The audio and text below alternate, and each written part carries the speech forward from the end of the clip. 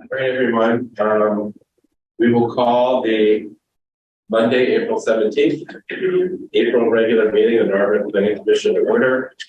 For those of you at home, we don't have a monitor working tonight, so we are only looking at this on our screens.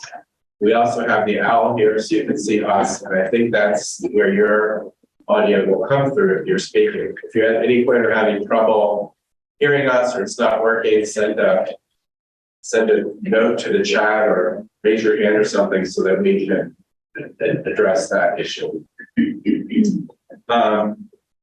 Tonight, we have two main items of business to discuss some potential zoning revisions and to talk about our thoughts about the presentation last month about 230 Haverford and whether we would like to submit any communication to council about that. I don't believe there's anything on my end in terms of the chair's update, so we'll move to approval of March minutes.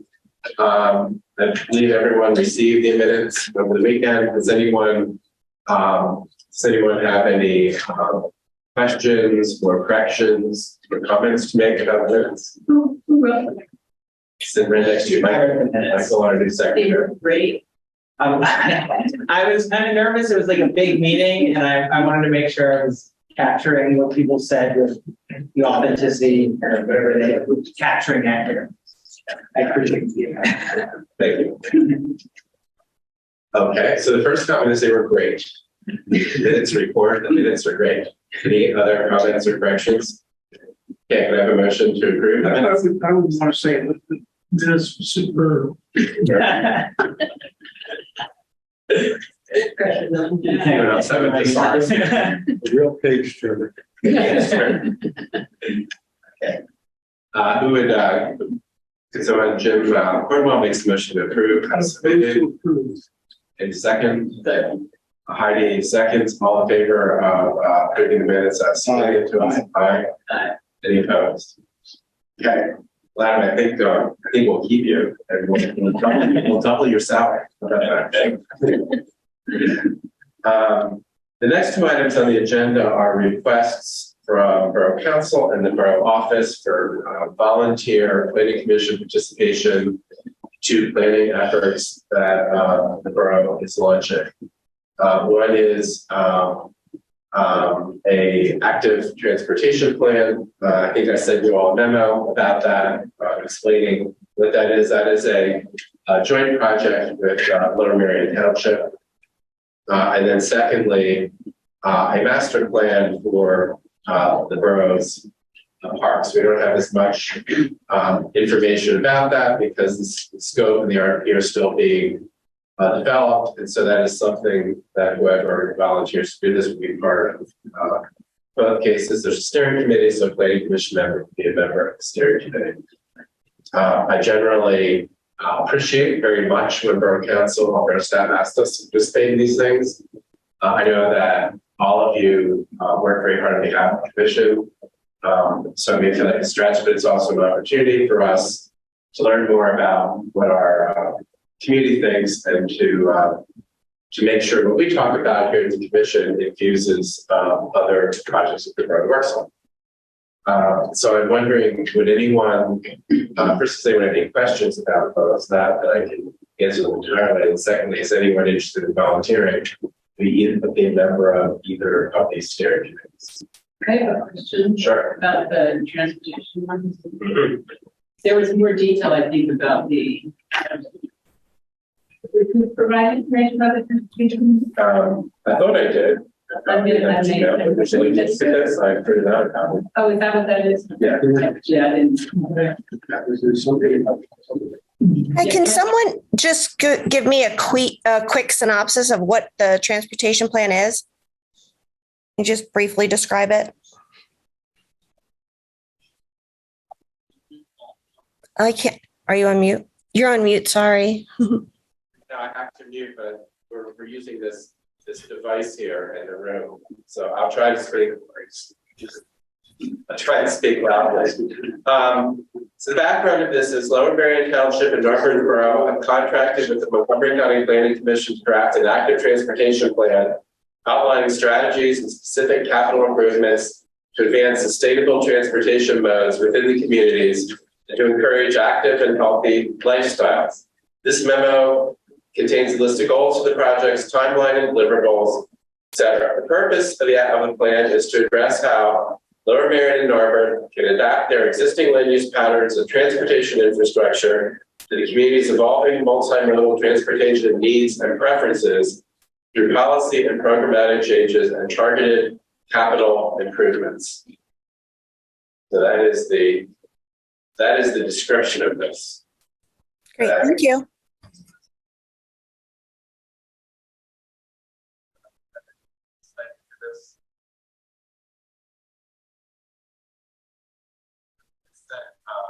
Notes on the parts that are just cobbled from emails.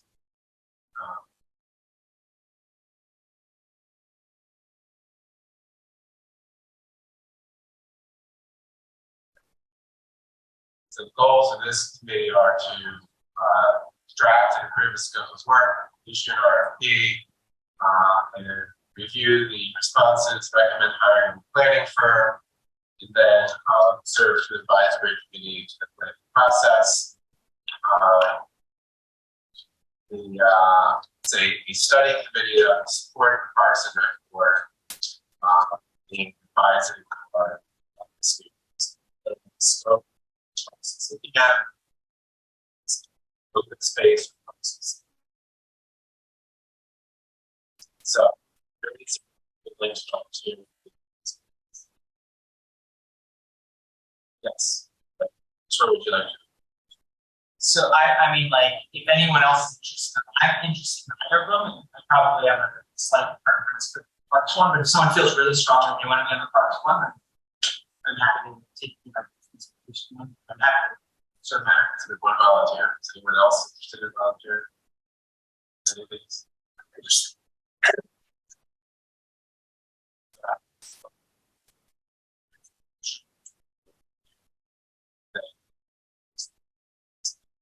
Is anyone else?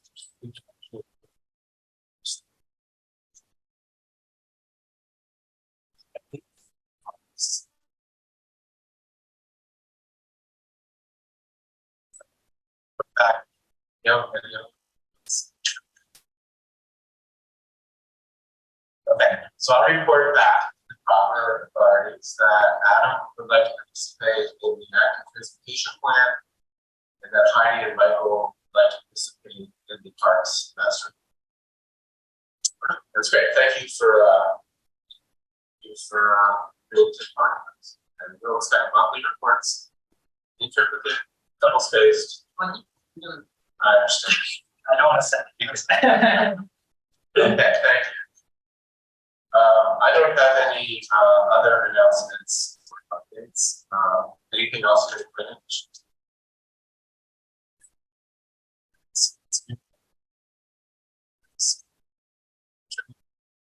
So first major item tonight is to discuss potential zoning revisions, technical revisions to the code or issues that have arisen since last year. There's two categories of things to look at. One is the topic of dispersion of uses, particular uses, to maintain separation between different uses. This is an idea that has been presented to council, which council is discussing. Council's asked us to provide our input into this topic. And the only documentation we have is a briefing memo that Chloe Moore topic for us, which was given last month and I gave it to this month. It's an idea I think that Councilmember Rickards has been discussing, so I invited her here tonight so that she could explain what this topic means and why it's something that we wants to see. So that Councilmember Rickards, we would first thank you tonight. We do appreciate being able to advise council the issues that we appreciate the opportunity to speak with your help. whenever you talk about this. Todd,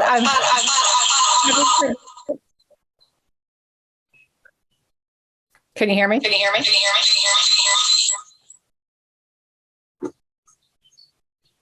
I think you all have.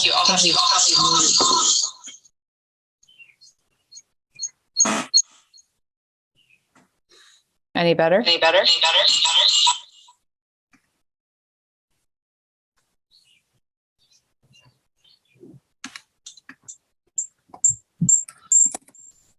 Can you all mute?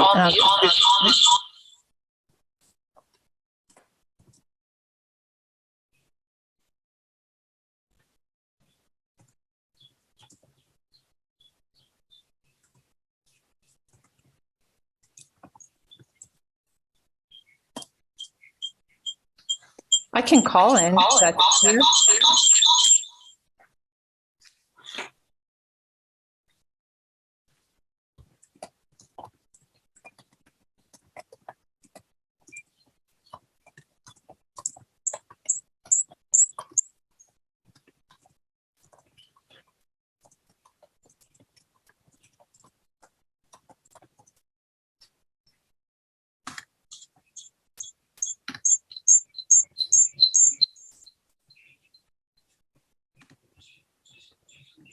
I think, Todd, if everyone but one.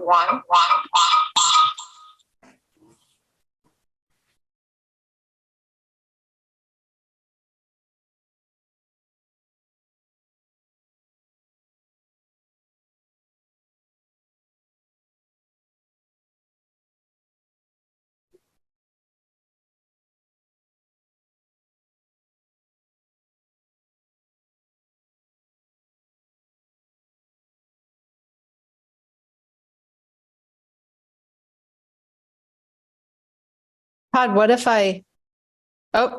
wait, nobody move. Can you give me a thumbs up? Can you hear me? Okay, I'm just going to talk and flag if you need me to stop. All right, thanks, folks. So this topic of controlling intensity of use, or what I've been describing as a dispersion ordinance, came up probably over a year ago when Solicitor Walco brought to my attention that we are one of the few municipalities that actually do not have any type of regulations for intensity of use. And did we want to consider that? And I workshopped it past Samantha Bryant, and she also had some cautionary tales of municipalities that did not have this in place.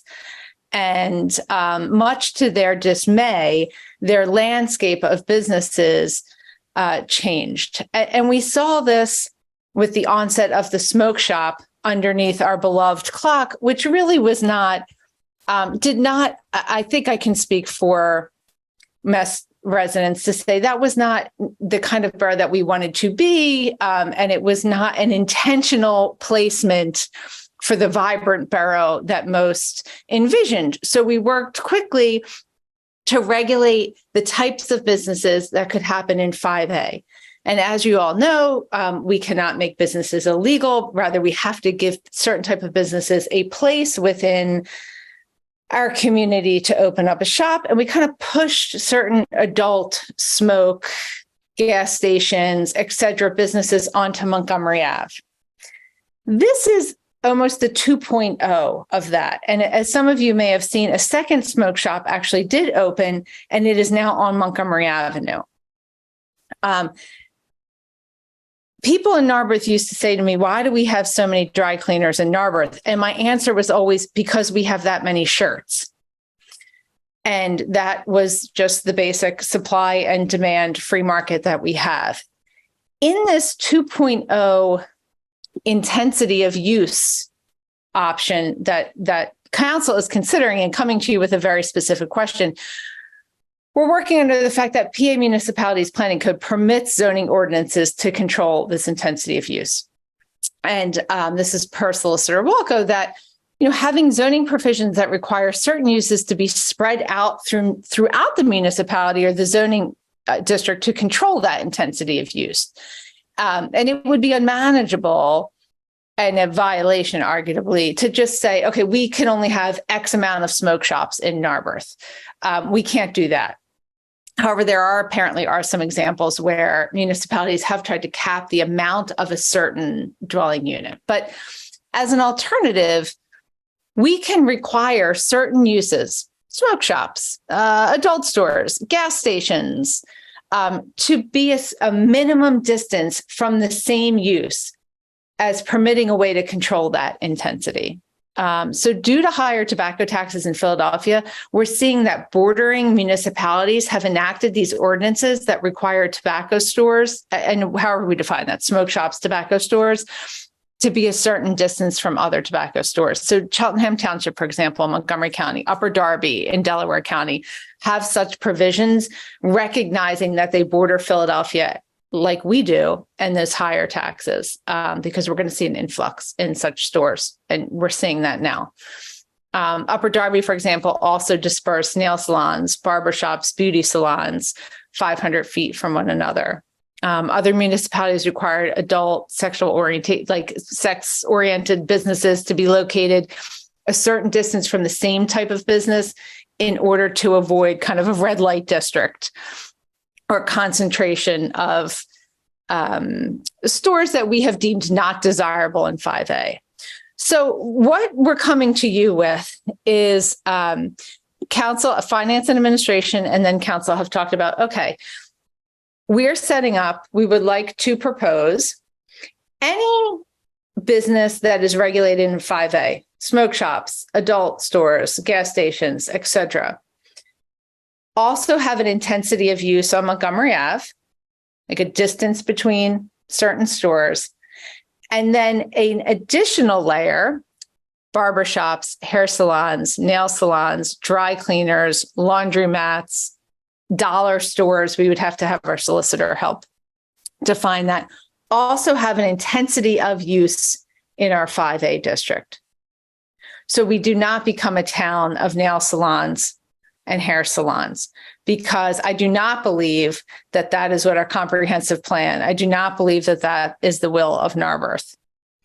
And this is one of the tools that we have to do that. So my question to you, to the Narberth Planning Commission, is what do you believe is the appropriate distance for both 5A and Montgomery Avenue in between those regulated stores?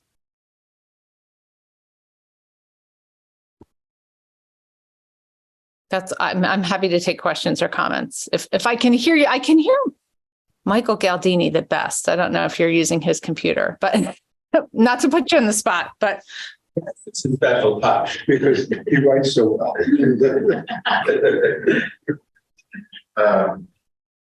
Cindy, before we answer your question, I'd like to clarify something. I believe that the regulated uses, type of uses, are now only permitted in 5B. Is that correct? Like, if I wanted to open a smoke shop now, I can only open it in 5B, or a gun shop, or any of those uses that is in that category, right? That's correct. So Okay. What we are asking, though, is to even take an additional step to say, with those regulated uses, we also then want to add an additional intensity of use distance. So we are not a row of gun shops, smoke shops, et cetera.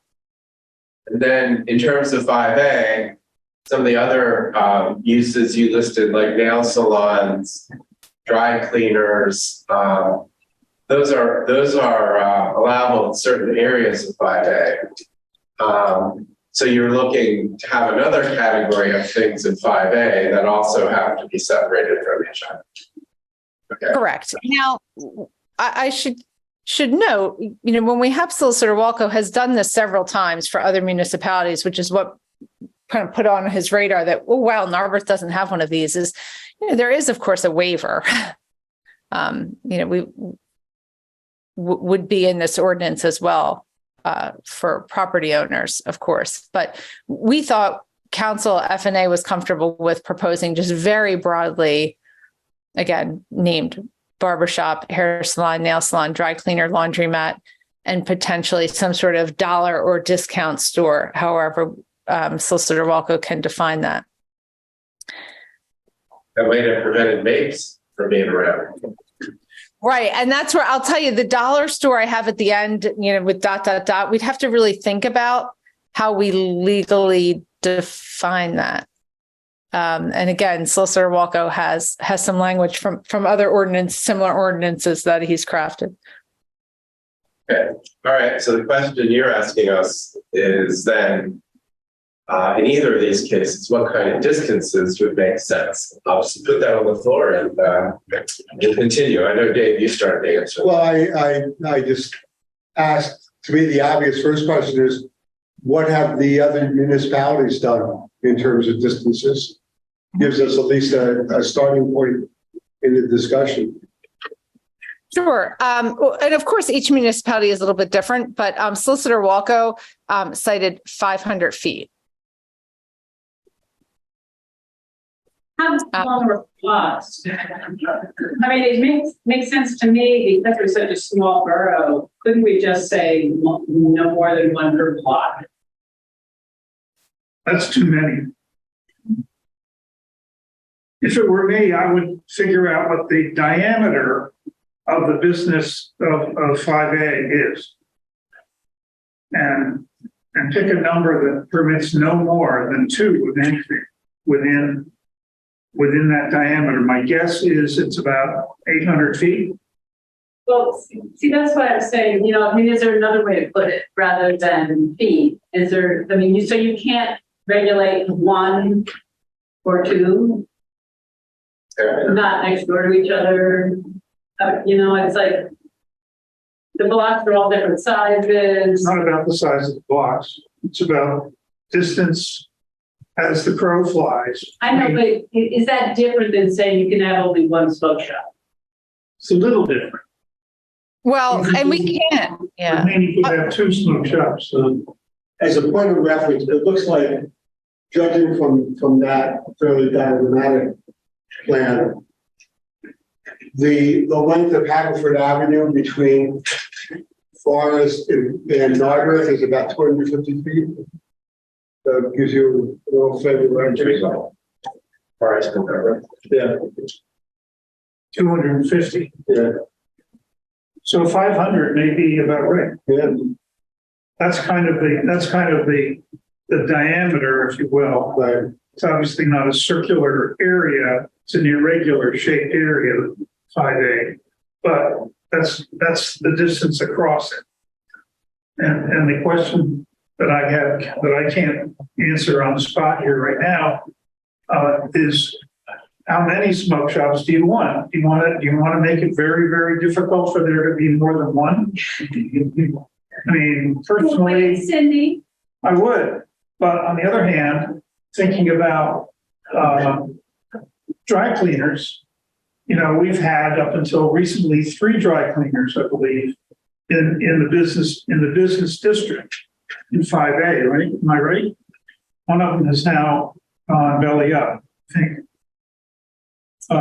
So we're down to 2, which would seem, as one who no longer wears starched shirts ever, but they did wear starched shirts. I mean, I don't starch my t-shirts. I bet that's why they went belly. You think? Because you're retired. Yeah. So one answer we're getting, Cindy, is for things in 5A, come up with a number that produces a result where you maybe have the opportunity for 2. Which might be about 500 feet. So wait, so Cindy, you were starting to answer the question about so you can't say you can only have 1. Yeah. So John said you actually could. I'm trying to find my notes. That it would be what's the language he used? It would be arguably a violation of equal rights or due process. Yeah. To simply provide that you can only have X amount of certain uses in a permitted municipality. So he said that's why municipalities do a distance. Yeah. I saw that and I didn't want to say that on the record because I didn't want to entice competition. But from another angle, I'm wondering the category of business. Is there any kind of further restriction that applies to, say, for example, wine and spirits? There is an intentionality, there is an age requirement, there is a particular screening required. Like, I would imagine, and I don't know because I don't use the smoke shop, but that smoke shops have a similar sort of intentionality for adult use, et cetera. I'm just wondering if that would have a different categorical framework that identifies its intentionality as business versus like a dry cleaner that is a wholesome venture. They love their customers. Well, I'd be careful with that because, I mean, you know, look, we're amongst friends here. I like the intentional adult business of the Greeks next door and the Greeks. But, you know, I'm not to say, well, I like my alcohol intentional use, but not my smoke shop intentional use. So that's... wine and spirits, like fine wine and spirits, not like restaurant, which is food and beverage, but, you know, like, I'm not, this is not a judgment. This is just a way to sort of start to pick it apart and identify different, maybe regulatory requirements accordingly. Makes sense. Age restricted business. Yeah. That's like we don't want too many kid businesses. Well, and I think this is where the slippery slope we don't want to get into to complicate this is, you know, we could regulate bars and restaurants if that's what we wanted to do in this ordinance, but I have not heard any feedback from community members, and please share if you have, that said, please no more restaurants or eating establishments. But we have heard, again, the broad buckets of barbershops, hair salons, nail salons for the 5A. The comments over here, Abbott or Michael? Yeah, I mean, this is a little bit, it's a little bit outside the purview of what you're asking, because I know you're mainly asking about the distances and it makes and thank you for the context, because I was kind of wondering like the origin of this, and the undesirable uses kind of have already been segmented into the bucket. So that makes total sense to me.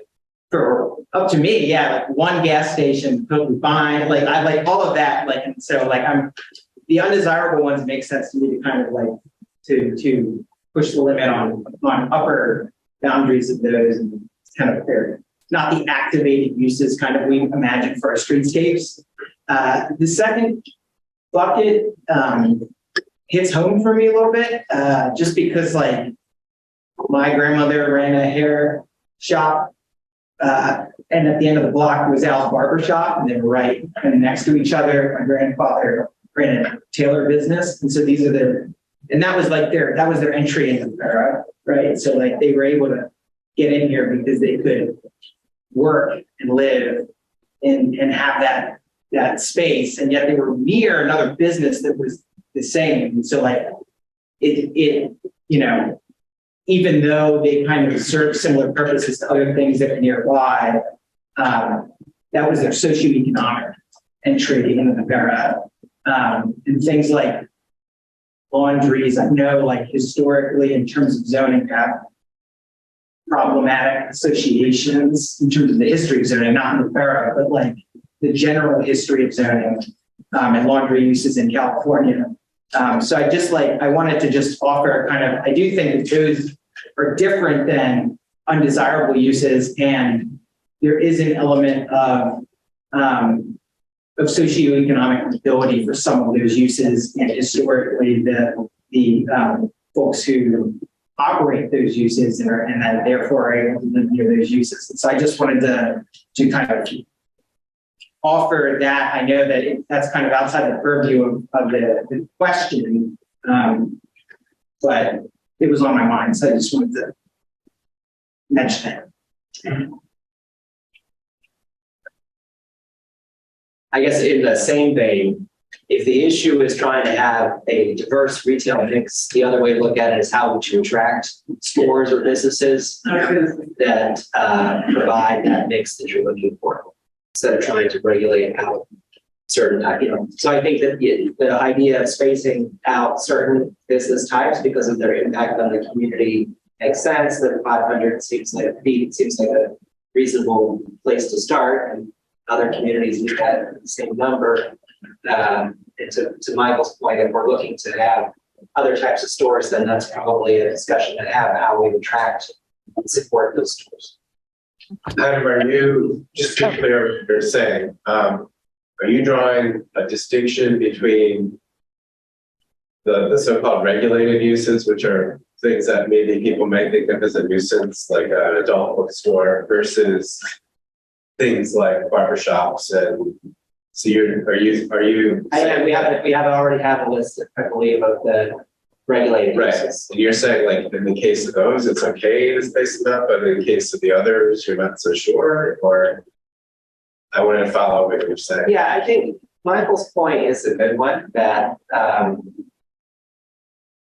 the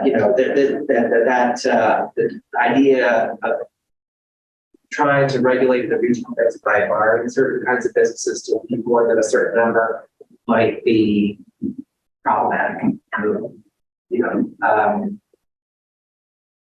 But I think the issue is, perhaps the more important issue is, do we have the services that we want in town? Any reactions from you all about what Adam and Michael said? Could there just be two different radii, one for regulated uses and a smaller for like the hair salon, the laundromat, the other like standardized commercial uses? Because I do think that there is a level of concern if there are 4 or 5 hair salons on Haverford right now. So what happens to the landscape of the road if you add 2 more in locations that could have been food establishments or takeout establishments? Then you're altering the landscape anyway. So I think in some ways it makes sense to still regulate those, but it doesn't have to be the same size radius. Well, and on that point, and this was brought up to me recently because I was talking to the local business owner, but I think one of the other components of this is like there are forces out there that are causing, for whatever reason, a number of those services to be located. And one of the examples that was brought up to me recently was that a local business had considered wanting to have like bulk pantry items. But there's another regulatory system in place that requires like mop area and all these other things that didn't exist in a smaller kind of like 1920s, 1910s design space. And some of those things might be able to be retrofitted, but for some of those spaces you may not. So especially for like something like food service that is heavily regulated, there may be additional market reasons as to why, if we just say, distance is here, we may not actually get, the types of activated uses we would want to see in there. And I think that the memo from staff mentioned that vacancies are some of the consequences that may result from that type of thing. And so there's probably lots of different market reasons as to why we have this proliferation of certain types of kind of service these uses. I mean, I would raise as an example also Wayne, pizzerias in Wayne. I remember shopping. We were looking for an apartment and we were in Wayne, and the guy actually said Wayne has more pizzerias per square foot or whatever the measurement was than any other township or borough in the region. And it's true. I mean, they are like every other, and I would imagine the competition is fierce, but at the same time, it's silly. There's a market reason for that. Yeah. If nobody cooks in Wayne. Yeah. A high percentage of Italian Americans per square foot. So folks, I do want to say I had this conversation with a colleague at the Drexel. I work at Drexel, at the Drexel Lindy Institute for Urban Strategies.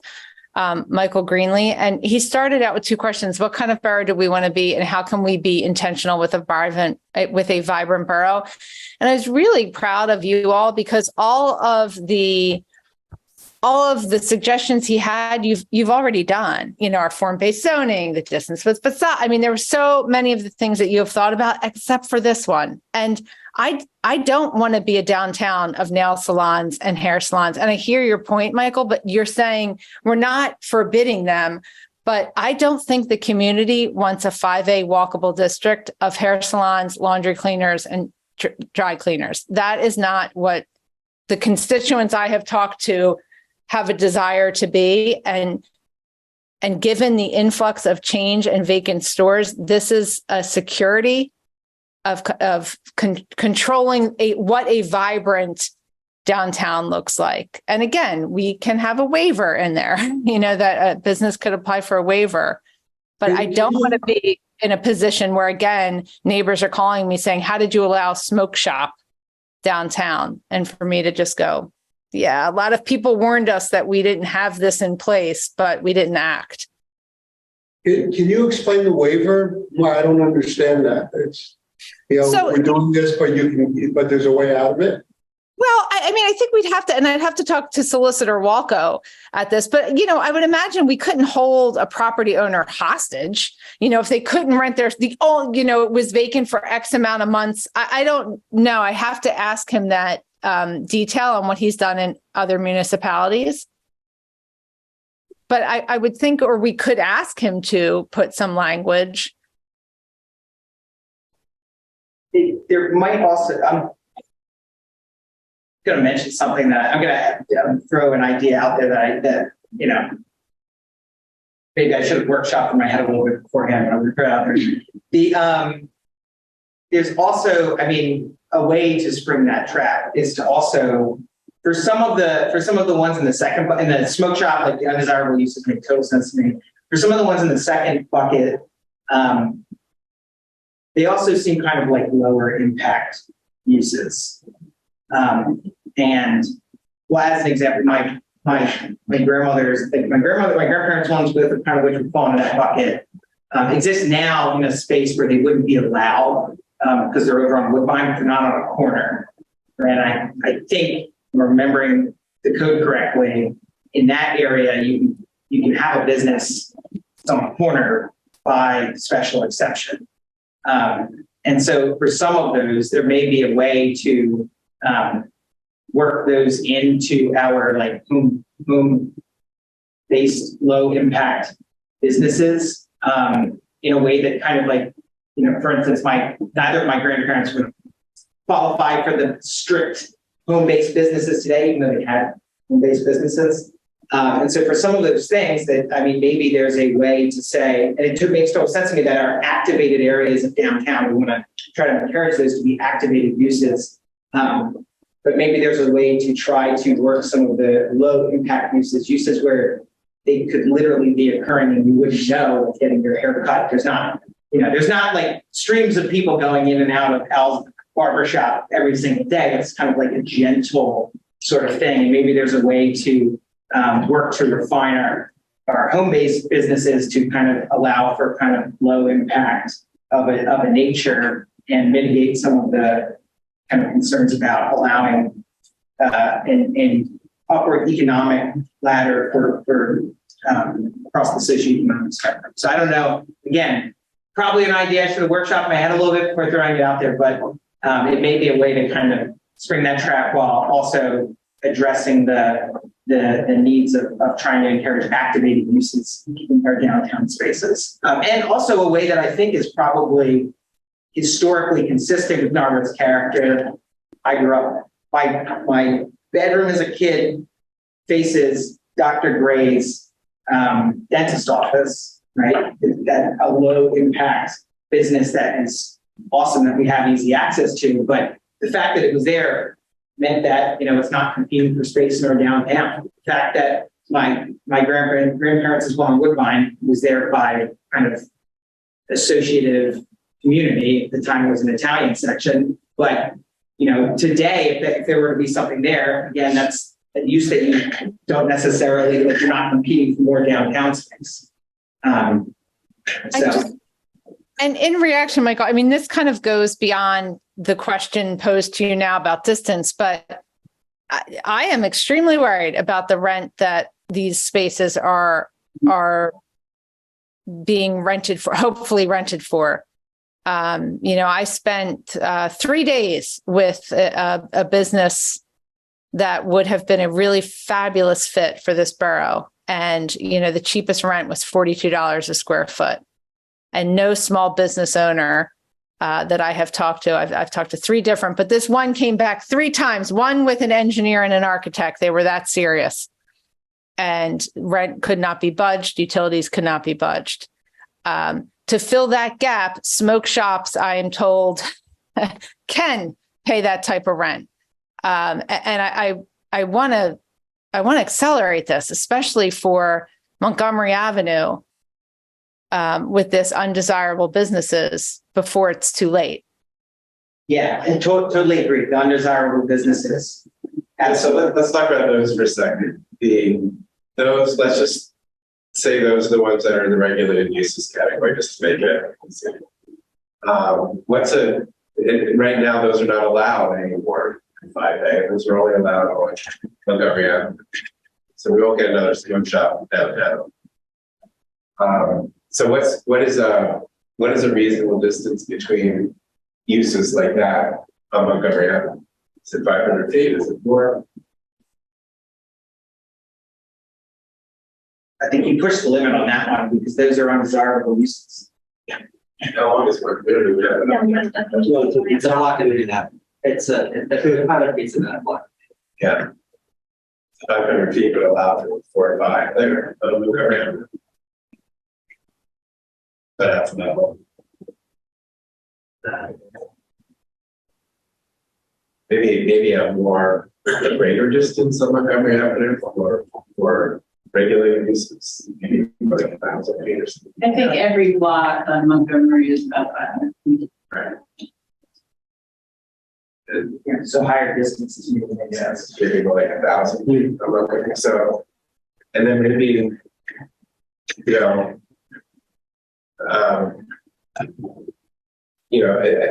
think in terms of downtown, the first proposal was maybe a distance that allows for 2 of each thing, and then I think you suggested distance that may allow for 3 of each thing, like 250 feet.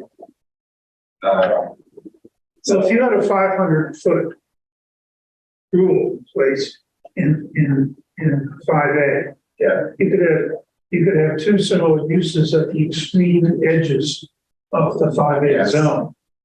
But if you have one in the middle, like say a smoke shop, right. in the geographic center of the 5A district, We're just talking about barber shops, dry cleaners, hair salons, and baby dollar stores. I think talking about special. so the number has to recognize that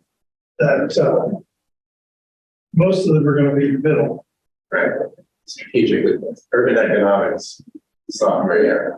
Yeah, and I mean, I think that 300 or 400 may make more sense in order to take into account that kind of central placed. But I do think it needs to be workshopped on a plan to just draw the radius and see what that plan says to confirm. The distance, the zoning district is about 1,700 feet. That's the place. 5A, Montgomery. 17. So if you had 1,000 feet, you could have potentially 2 if they were placed right. Yeah, it's actually, it's actually close to 2,000 if you go all the way to the tippy tip of so about a little less than 2,000 feet total. So in practice, if you said 1,000 feet, that's a long distance. Yeah. It really, I mean, just because with some of these, I have kind of concerns about gamesmanship as well, or other just kind of definitional type things. An example being, again, going back to the hair. I'm going back to the well of the hair salon one, but my grandmother cut women's hair, how the barber cut men's hair. We go to hair shops, different, right? And what happens if someone kind of comes in with something it doesn't quite meet change up some small things, comes to us, it exists in legal gray area. I guess that's our role to make that decision, but at what point is that, if we can't kind of start, if we can't like get, you know, we probably can get clearly defined, right? Just we create like an incentive for gamesmanship in that type of scenario. That's what we're gonna talk about next. Gamesmanship of other kinds of uses. So it sounds to me like a couple of things emerging here. Greater distances for regulated uses in 5B, maybe up to 1,000 feet. Lesser distances for things in 5A, you know, maybe something like 300, 350, but it really depends on careful measurements.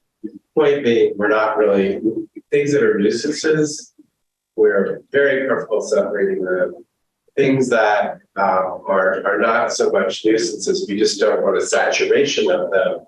We also have to respect those are, they do have the use, they are entry points for people potentially to have businesses, and so we don't want to totally discourage them. So at a smaller distance is appropriate. Michael suggested at some point looking at whether other districts of the borough could potentially be open to very low income businesses. So I think that's kind of where our conversations head. There were just sort of a summary of things that we have now. No, I think there's something. Can I add a couple? Sure, Kevin. Sorry, I can barely hear you. Just to add, in other municipalities, I know we're focusing on proximity between same uses or regulated uses. Other places go further and say, all right, we don't want those uses within a certain distance from residential districts, from daycares, from schools, things like that. I don't know if we also want to consider that. Those distances are generally smaller, but the idea is that you don't want those adult-oriented services by, uses that are generally driven by, younger children, things like that. So that's something to consider. And then another thing in terms of having too many of the same use, like Michael was just saying, a lot of other municipalities will say, yeah, you can't have one within 500 feet of another one unless you get something like a special exception approval, and where you could say, okay, well, the market does require, or the demand is there for us to have another, barbershop or whatever, and then you could go through a special exception process rather than just be denied and turned down through a variance. It's a little bit of an easier way to get there if the market and demand is there. Yeah, Kevin, thank you. I was using the word waiver, but it really is special exception. So, Kevin, doesn't our regulated uses code, Kevin, already include distances from things like churches and schools and parks for at least some of those uses? Yeah, I'm trying to look through that as we were going through that. You take that in, and then, I think that's like a next iteration of whether there's a special exception or not, or some sort of provision. One thought on provision could be that, if the use already existed in that location, so like if the hair salon that is already in business goes out of business, that the landlord could release the same use in that same spot, even if it doesn't meet the distances, because that would encourage new tenants who wouldn't have to spend the same amount of money to establish their commercial space. It's potential. The idea, Cindy, is to grandfather in anyone who currently has a business like that, even if they are not. Yeah, I mean, we would have to do that. Obviously, we couldn't have businesses move. Yeah, for anything new after, so if a hair salon closes. Yeah, no, I hear your point. I also don't. Desirable businesses, does that apply? Same. I don't think so. We only have one right now. Smoke shop. Yeah. So folks, again, the question is really, what's the distance on Montgomery Ave for the already regulated uses? I don't have the ability to put those in the chat, but I can read what those are if you'd like. That's okay. And we're not talking about distance between regulated uses. So we're not talking about, okay, we can control the distance between a smoke shop and a gun shop. We're only talking about the distance between, let's say, gun shops. I think the answer to that particular question is something, a larger number, something maybe approximating 1,000 square feet, 1,000 feet But in order to come up with the precise numbers of 900, is 50, we kind of have to look at a map and. Sure, absolutely. But Yep. I think our inclination is to say for the regulated uses, a larger distance because they're nuisances. But for the 5A uses you're talking about, we want to balance creating a glut against preventing, people who might actually want to invest in the borough, open a business from doing that. So there's a couple ways to balance that. One is to have a shorter distance that might allow, so like 300 feet, we may allow 3 of them downtown, or to, if the space is already being used for that use, to allow that use to continue. Things like that. Be careful about a special exception, because those, basically, a special exception is something the kind of assumption is that you'll get it as long as you can meet certain criteria. So basically, anyone worth their salt is applying for a special exception to be able to meet the criteria. So be careful about that. But in any case, I think that's the answer. Sort of large spacing for regulated uses in 5B, smaller or closer distances in 5A. Again, we have to look at a map to know exactly, but something in the range, we've heard 300, 400, but 500 might be too much. This might effectively prevent more than one from opening, depending where it is. And we might want to consider grandfathering in continued use of space. I think that's our answer to you today. Sure. Do you want to look at that map and get the exact numbers to me, folks, or Todd, maybe even just follow up in an email? I can hear most of you all, and I hear what you're saying farther on 5B, a little bit closer, but I'm hearing from 300 to 400 with grandfathering and existing uses. Is that correct? Just a quick correction, but 5B is 3,000 feet from state line to Green. Okay. So it'd be even more than that. Actually, if you don't mind, I'd like to suggest something different. I think the other thing all of our members pointed out is this is a particular code amendment where the details will really matter, the definitions of things and so forth. And maybe when the solicitor has developed a code language, we could look at the whole thing along with determining a distance. I mean, I don't think we need to answer, is it 1,000 feet or 1,200 feet for the solicitor to draft the code to review. I agree with that. Yeah, so I think what we prefer is if it gets to the point where council's comfortable in drafting a code, the solicitor drafts it, then we can review that in terms of all these details and also fill in the blank with the distance. But I think the sense is something very large in 5B, 1,000, maybe more based on what Adam just said, something less in 5A, maybe more like 300, 350. Depending on our measurements.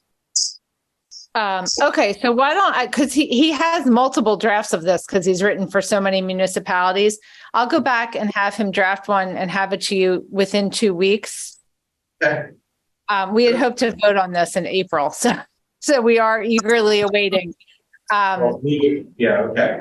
So if I can get you that draft to fill in the numbers and review any of the language at your next meeting.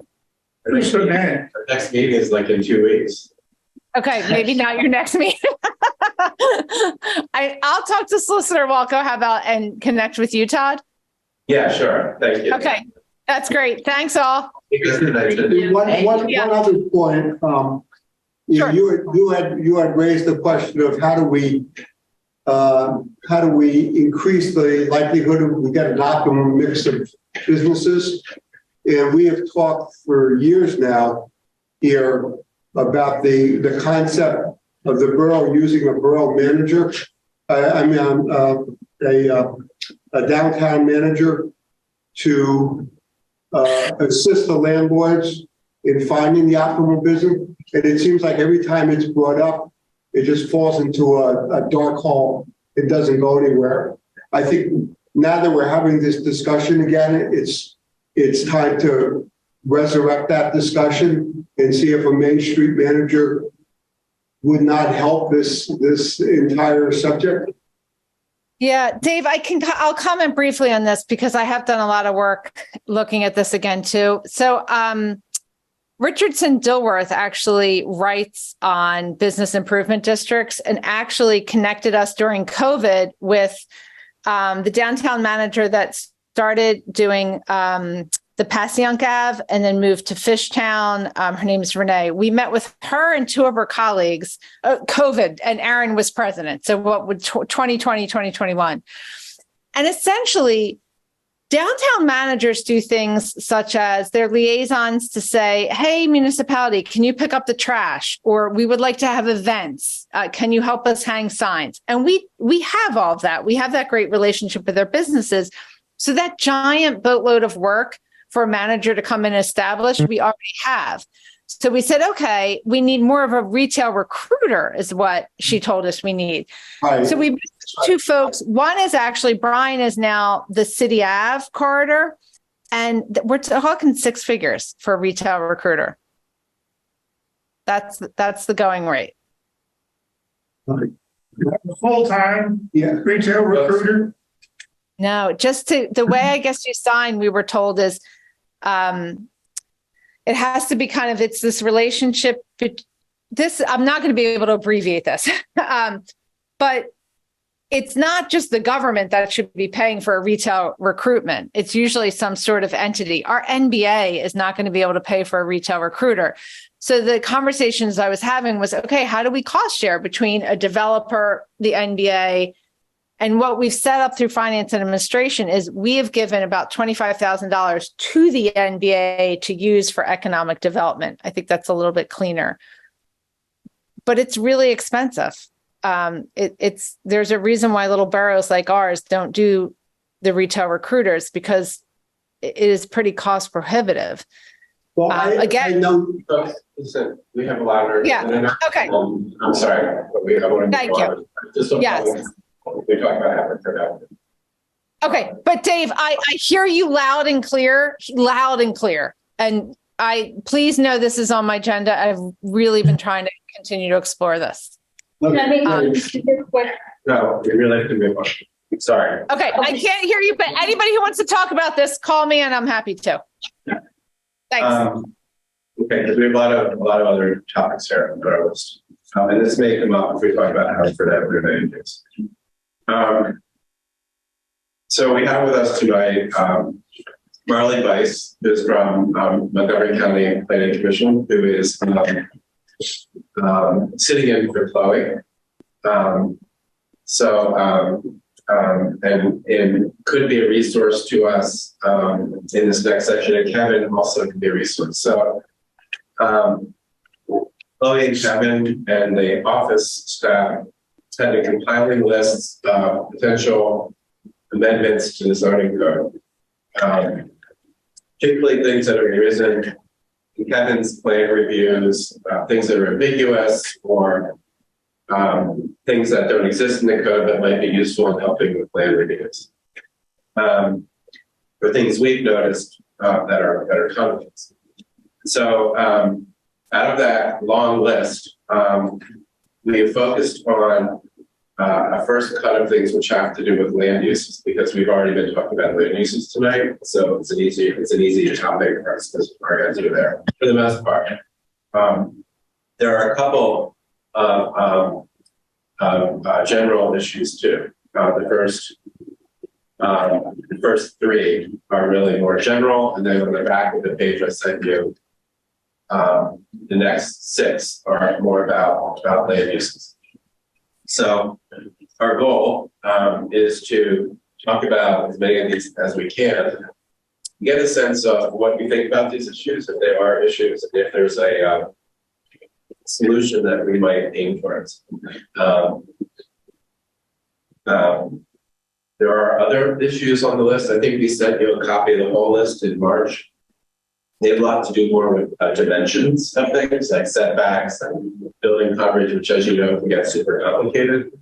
And so we figured we would put those off and maybe try and deal with a few things that are more easy to deal with because they just do deal more with land uses. So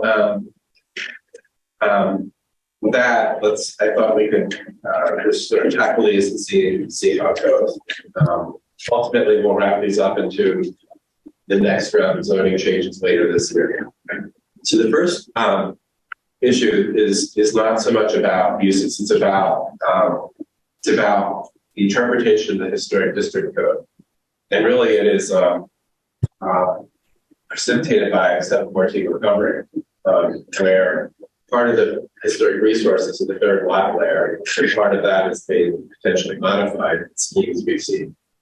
The question is, if there's a historic resource where the modification is happening in the third lot layer, would that be something that would require a certificate of appropriate? Because right now we accept the third lot layer from consideration.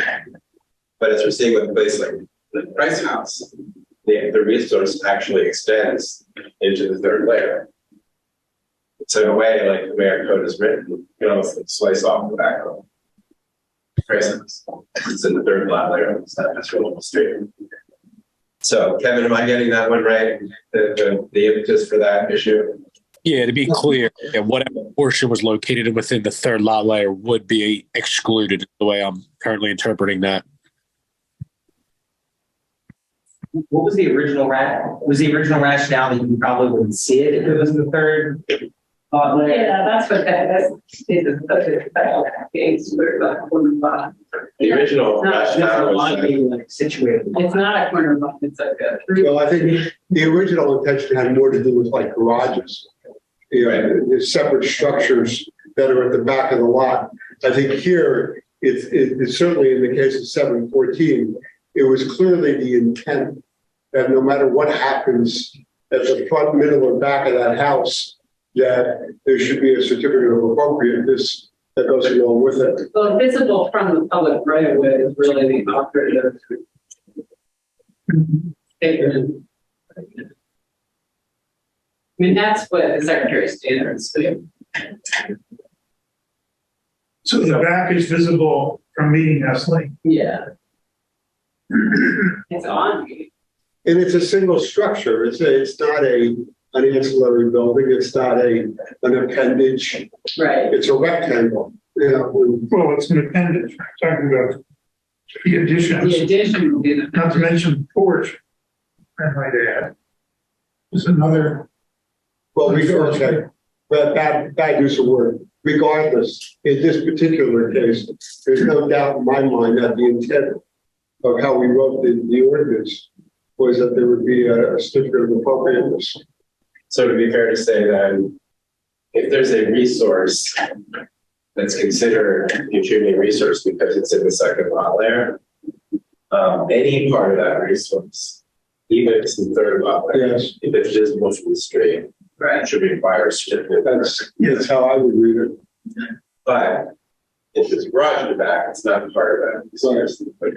So that's a slight modification. Does that make sense to everyone? Mhm. Okay. All right, Kevin, that was easy.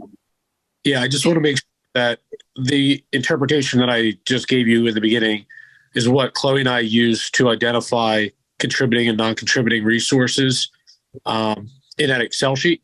So we may want to go back and revisit those to make sure if we want them included to now identify those as contributing resources, right? Don't forget to look at property by property. We're not. Wait, so first of all, Kevin, we're not looking at the Excel sheet. We're just looking at the memo that Chloe wrote that kind of summarizes things. Right. Her question is the certificate of appropriateness required for a resource within the third lot layer if that resource is also, if part of that resource is also in the second layer? Her answer is yes. Mhm. So I think that can be fixed with a simple, so that, right? Well, when I go to identify whether something's in the historic district, I use that Excel sheet to identify whether it's contributing or non-contributing.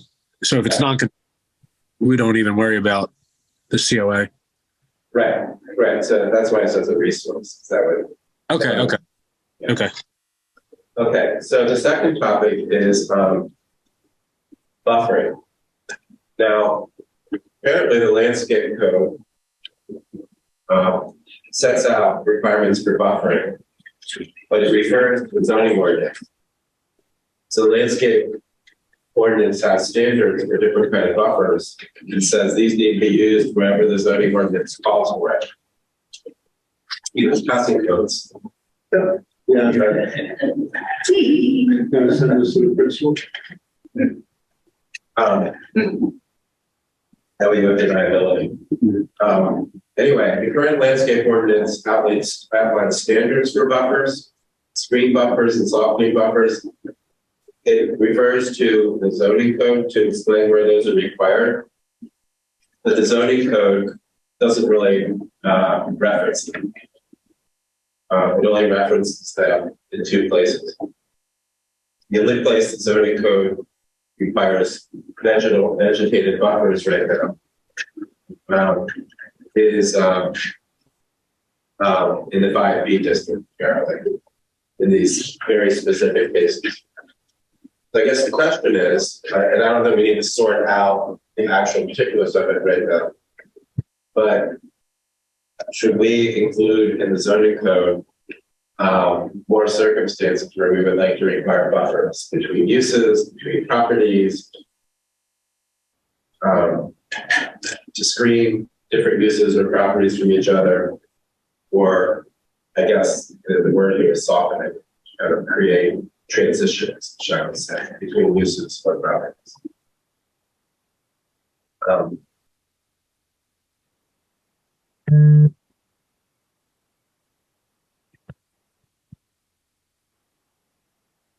For example, if they were an apartment building or mixed use building that would a different, like a residential district. There is a, Yeah. I think it depends. You have an apartment building where the ground floor is residential.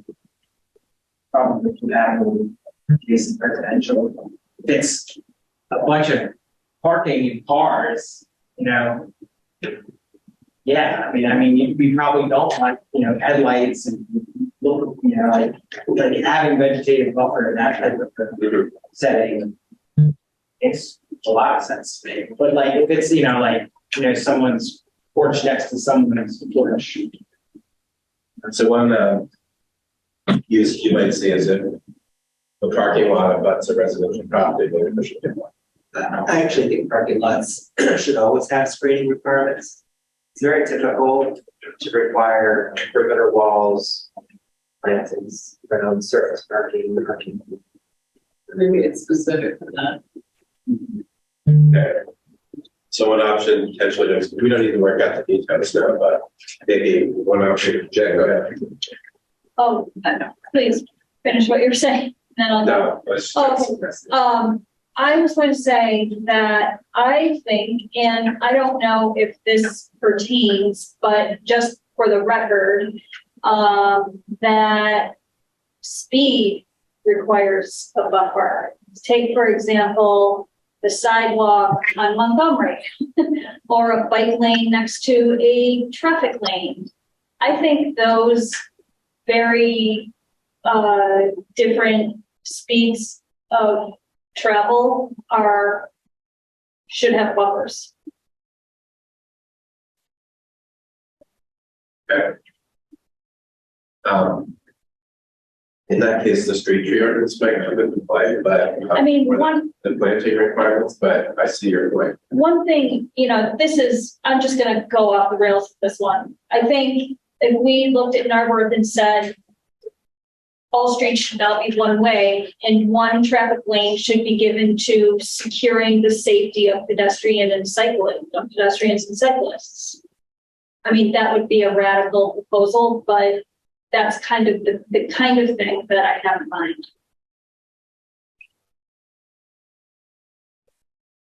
Or another example, Montgomery Avenue, 4 lanes. Let's say 20 years from now, we have a very successful multimodal cycling network.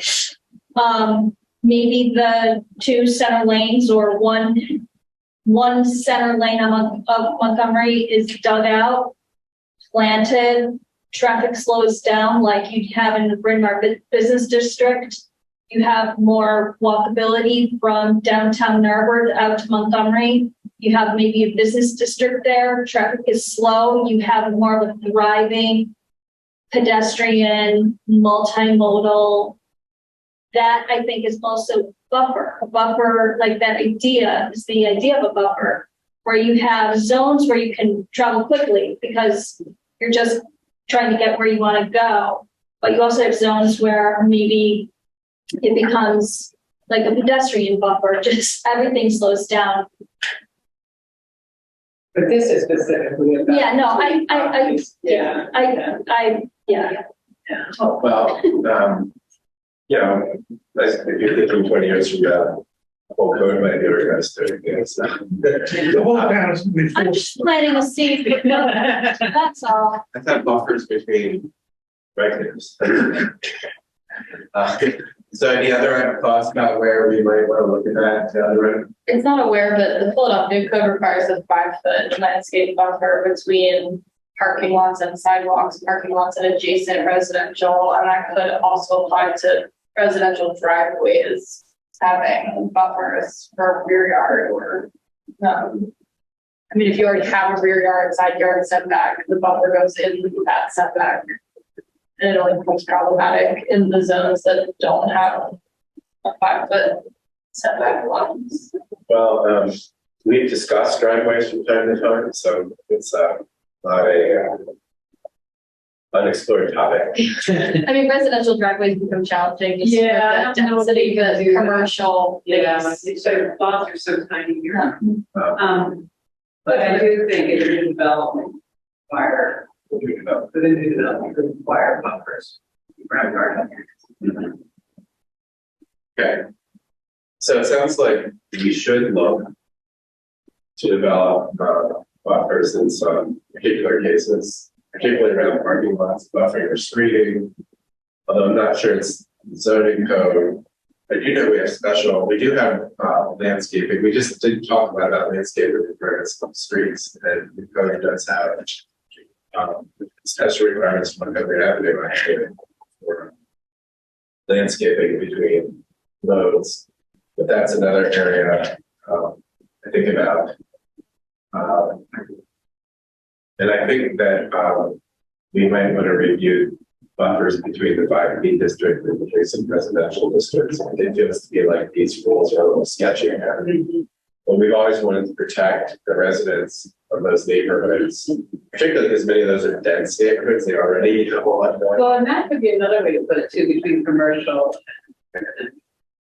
Yeah, that gets tricky though in 5A. But that's a topic we're. Yeah. It might be an intensive use type. Yeah. Okay. Sounds like, I don't think we can solve it tonight, but it sounds like that's an area worth pursuing.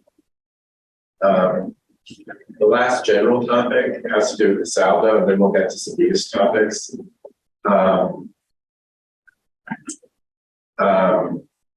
Few questions here, and they have a statement time so we can get to these, because I know you're going to talk about it. Right now, in the preliminary plan, as a result of the saldo revision, we do require certain kinds of architectural drawings to be submitted. You know, we can't regulate the architecture. We ask for it to be submitted right now. We ask for to submit ground floor architectural elevations because so the question is, and I don't know why we didn't ask this before, but we're asking it now. Is that really what you want to ask for, or is there another way to frame architecture? We're going to ask part 2, and then I'll call on you. Okay. Point of order. What's that? Point of order. What is the ground floor elevation? I don't know. That apparently is what the saldo says. So, can look it up.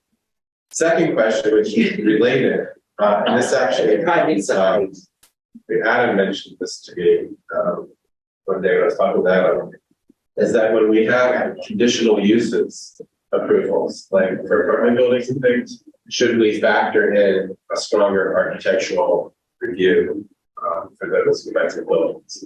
And if so, when would that review happen? Would it happen as preliminary? Would it happen as final? Who would do that review? Would it be planning commission, or if it's a hard, would it be part of the HARB's review? How would that actually work? So it's two parts. What is in general? What kind of architectural submission should we require? And then secondly, should we, on a conditional use, require architectural review? Hey, Jim, did you only raise your hand with a point of order, or did you go out? Well, that was an odd thing to say, ground floor architectural. Let's see what the code says now. Anyway, who has thoughts on it? Sorry, I have a shoot.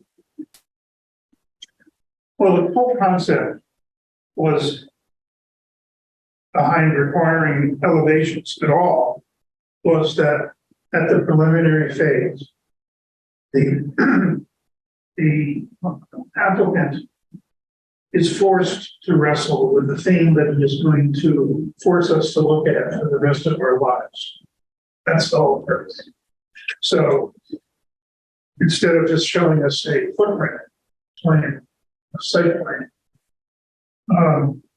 So my answer to these would be, yes, show us elevations with sufficient detail to fully describe what you plan to build. Now, fully describes slippery term, so we better come up with better words than that. Show the massing, I would say, massing. No, it's more than mass. Well, it's, Massing elevation. but it's the materials, and I appreciate it's very difficult for a property owner early in the project to want to commit to certain material. I've given the guys at the Elm great credit, because very early on, they told us exactly what they were going to use, and damned if they didn't use it. Whatever you may think of it, I think it was pretty successful. But it was, they told us at preliminaries that those are the materials. It's one thing to do an elevation and put a color on an area of elevation. And we all know that there's a big difference between driving and limestone. But we can't regulate that. Well, that's exactly what we're talking about. We're talking about. The goal is to get the applicant to think about what they're going to build, what the physical object is going to be. Most of them think about how many square feet are going to be. But that's different than showing this materials. Well, to me, it's what's the point of drawing an elevation if you're not going to speak to those issues? Yeah, but what if we don't like the material? I mean, it's such a. Well, then that gives us the opportunity to talk about it with them. Well, But that's if we true. can't regulate it, Yeah, but then why, then are we just setting ourselves up for like a lawsuit where someone says, well, they rejected me because of the materials? I'm willing to take that chance. I mean, to me, It's incumbent upon the reviewing body to not let it get to the point where a lawsuit is involved. yeah. But To me, it's a really good. We've had really good success in encouraging and cajoling applicants in the several years that I've been doing this. Our batting average is pretty damn good. And we've made a number of projects way better than they would otherwise have been, just because we sat around this room and looked at elevations. Some of them better rendered than others, but pretty much, particularly if there is an architect involved, they're confidently delineated, and we can all talk about what we see on the paper. well, Yeah. there's nothing wrong with having a review of it, but we can't.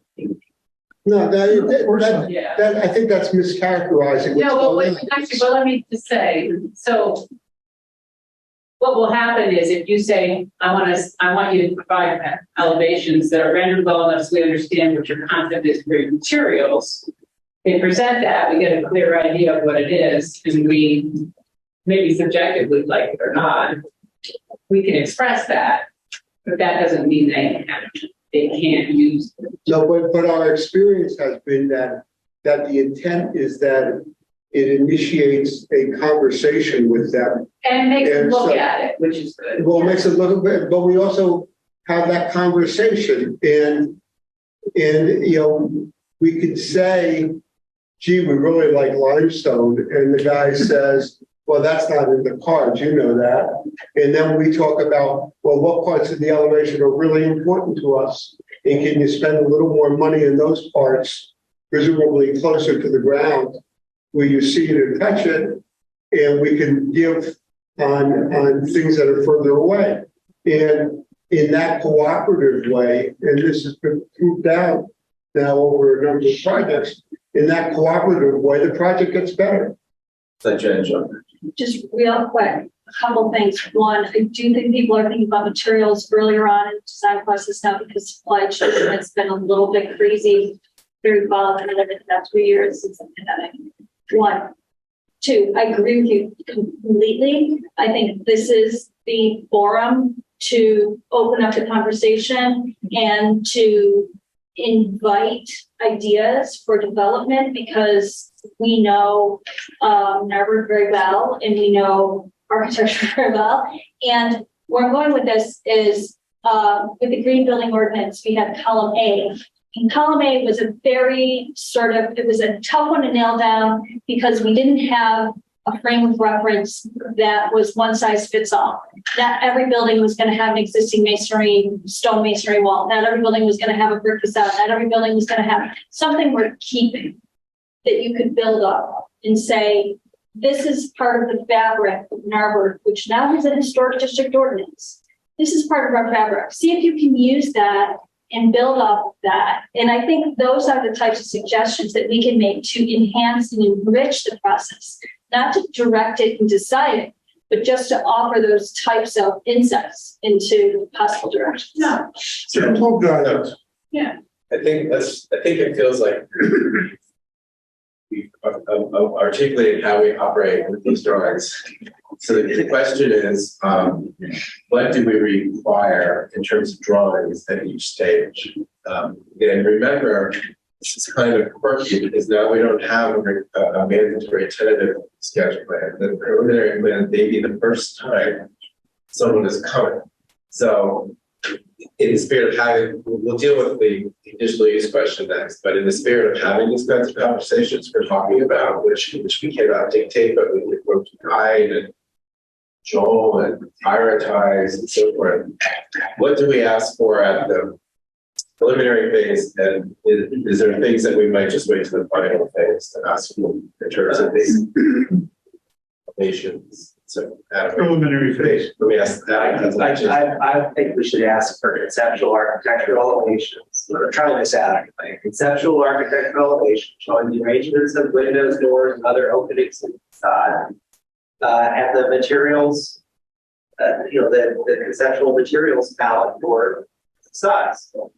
I mean, I think that, we only get 2 bites of the apple here. We should have the conversation at the beginning about architecture. Because, respectively, massing is not architecture. The architecture does matter. So even though it may not be regulated, every element might not be regulated. You can have that discussion about the historic district and the appropriate palette of materials and administration and so on. Do we include adjacent buildings for scale? Absolutely. Yeah. Well, Absolutely. I think they submit photos. It can be in a photo montage. Well, It's easy to do. I don't think it's that much to ask to have drawn elevations of the surrounding buildings, of the adjacent buildings. Well, let's remember, and this may be something that we have to parse. Land use application might not just be for big apartment building, it may be for someone who just wants to subdivide and build a house.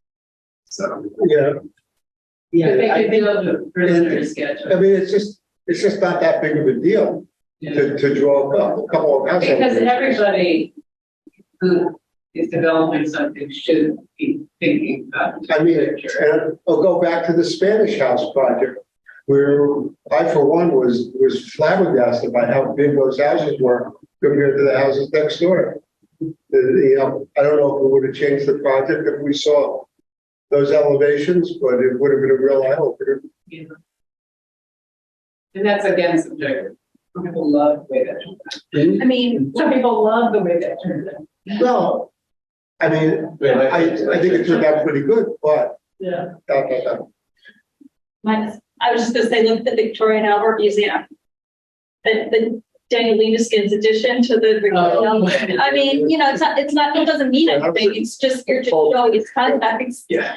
What was that? I was There's lots of examples. There's some state to Denver reference. Okay, but yeah, preliminary phase. And the term ground floor architectural elevations is personally meaningless. Yeah, Of course, have ground floor. Yeah. We have another amendment. Quiz our secretary. Do you think you can pull together from what people said, kind of? Oh, yeah, I'm gonna be reviewing the video for sure. Well, it just. It sounds like Never know if the video's gonna be that good. These sorts of drawings at the Don't do that. So the second question is, in a conditional use situation, that's largely going to be for apartment buildings, for multiple buildings at a lot, type larger developments, getting conditional use. Should we actually build in a condition for architectural review? And if so, at what phase? And then is that a planning commission or a hard role because of the Or both. Both. Potentially. Yeah. That's a popular answer, I'm sure, outside of this room. Tell me more about when and who and why. Well, we started the preliminary, but we waited too long. So, I mean, the earlier the better. And that's been our experience with these projects on convention, is the earlier we get to sit down with these guys and talk about their concerns and our concerns, the more successful the collaborative effort is. And to do that, we need something to look at more than a site plan with a wet catalog. But we're past that issue now. So we're on to number 3, right? Additionally, yes. Yeah. I mean, I like to the extent that we would do something like that, I would think that I would personally, and I may be the odd man out on this, want to sync it up with whatever we do on the item that we just discussed. You know, I mean, effectively at this point, because we've made multi-family above 5 units conditional everywhere, this would, for the most part, just apply to family. Right. And I don't know that, like, if it were, I don't know like what like level of review, how it would differ from the things we were just talking about, but to the extent that it would be something that has a lot more bells and whistles. I don't know that like carving off that housing, that specific housing type and saying, well, you know, if you're an apartment project, then you. Well, it's not related, it's related to the approval process, that type. So happens. Yeah. But effectively it is about the type at that point. If it's the only type it applies to, that's. It applies with mixed use building, if it's a details. It applies to certain kinds of buildings, some things are active, but generally it's the larger types of buildings. Yeah, I mean, so here's the challenge that I see. So first of all, you know, conditional use process not only includes our review and intent at the preliminary and final stage, it also includes a hearing at city council, borough council. Is that extra step, right? Or borough council could delegate that hearing to some other entity, such as the planning commission, that is sort of that has an extra step for that's a condition. So it allows us, you know, to establish conditions that must be met. So the condition that may be met is, rather than just sort of coming in here and having to be jawbone about the design, you actually planning commission or whoever would be empowered to vote. Just say we approve that design or we don't approve that design without that approval.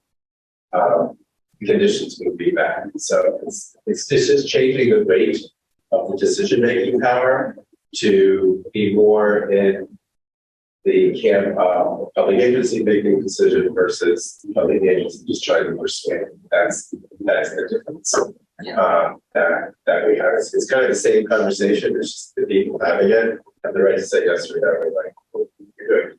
The challenge I see is since we don't have a required tentative sketch review anymore, the person who's coming for a preliminary review, I mean, there are about 30 things on the list, right? The first thing is they got to figure out whether there's zoning, right?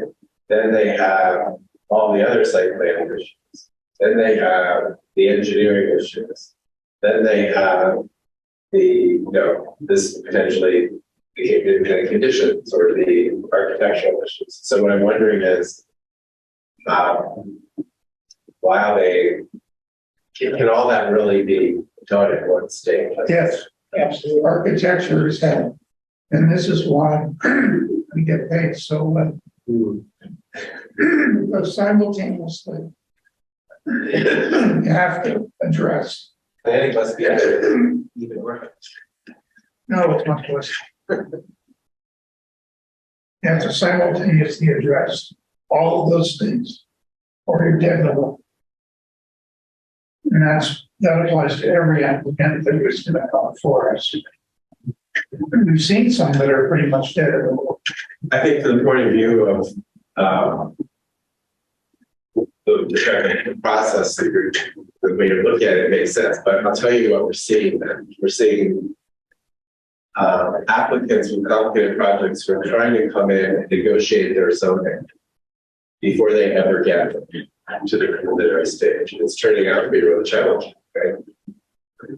For us. So one thing I'm thinking is maybe a way around this is, in addition to everything we're talking about, is to make the preliminary schedule plan mandatory for any commission. So that preliminary isn't the first time we're seeing. I'm just finding that these developments that are going to be conditional uses, in trying to negotiate with every means they have before they ever actually begin to work proposal. So that's serving anyone's interest right now. So what I'm thinking is, it's okay to do what you're saying, but then I think if someone is going to do something where they know they have to get a conditional use approval, they have the tentative has to be the zoning's got to be. Some of that has to be surfaced. So what we're seeing is they're saying like, well, I don't want to spend whatever it is on all that until I know I can get this over. Yeah, but the answer is, sorry, but just seeing a rectangle on site plan is not good. Well, but I think there's certain issues you have to surface. I just want to avoid these situations where applicants are trying to negotiate quietly to get their entitlements because they don't want to do everything that's necessary to come in for preliminary. All they have to be. So you want to reinstate the tentative. Right, for conditional use. Yeah, That sounds like a great yeah, idea. I like that. But I think there should be requirements for what has to be presented for the tentative. Right. Yeah.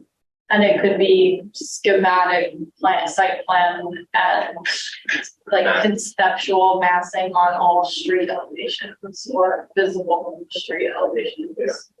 And I think that makes sense. And I just want to, I support that.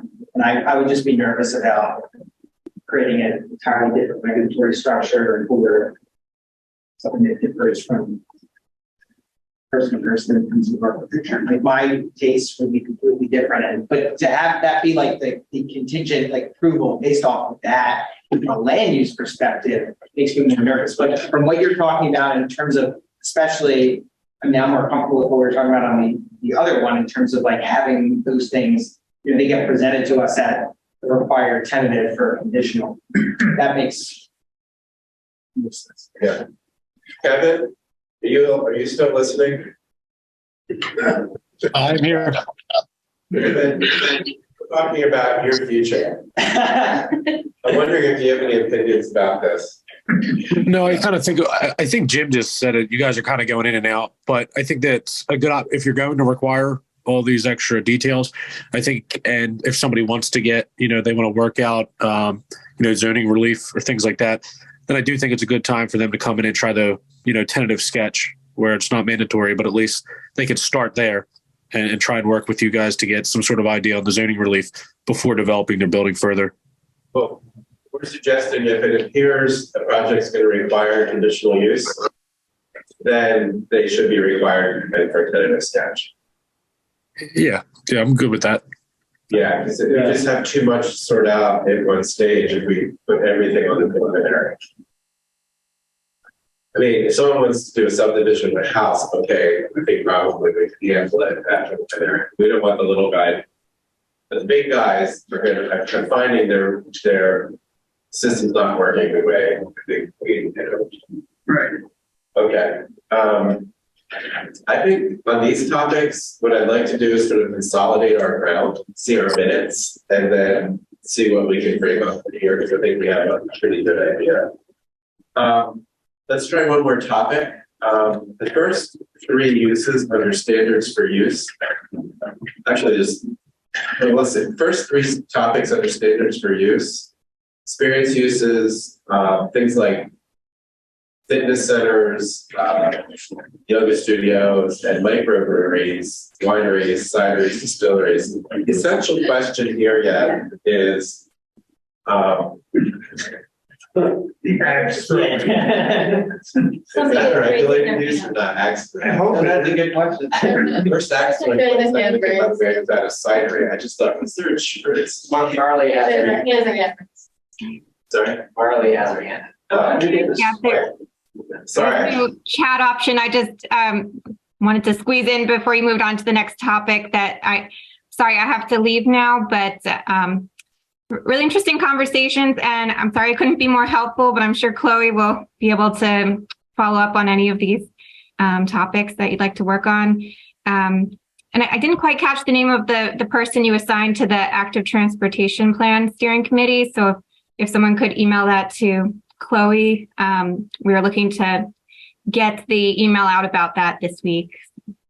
It was Adam Crom. Oh, I'm sorry. Adam Crom. Okay. Adam. If you email me, I won't remember, but if you email me, I'll send you. Adam, may I send for your contact info? I'll send you the information on how to get in touch with him. Okay. Thank you very much.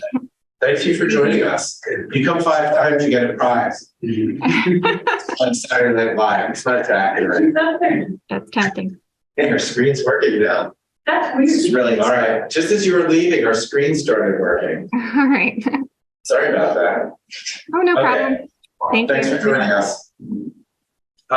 Standards for use. The first 3 topics are just things that are appearing on the landscape of potential businesses that aren't specifically called out in our code as land uses.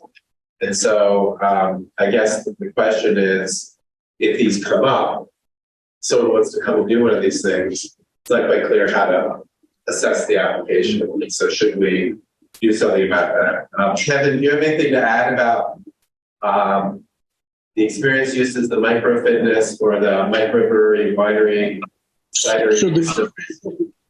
So item number 6, the microbrewery, I've only had that come up once for a potential tenant.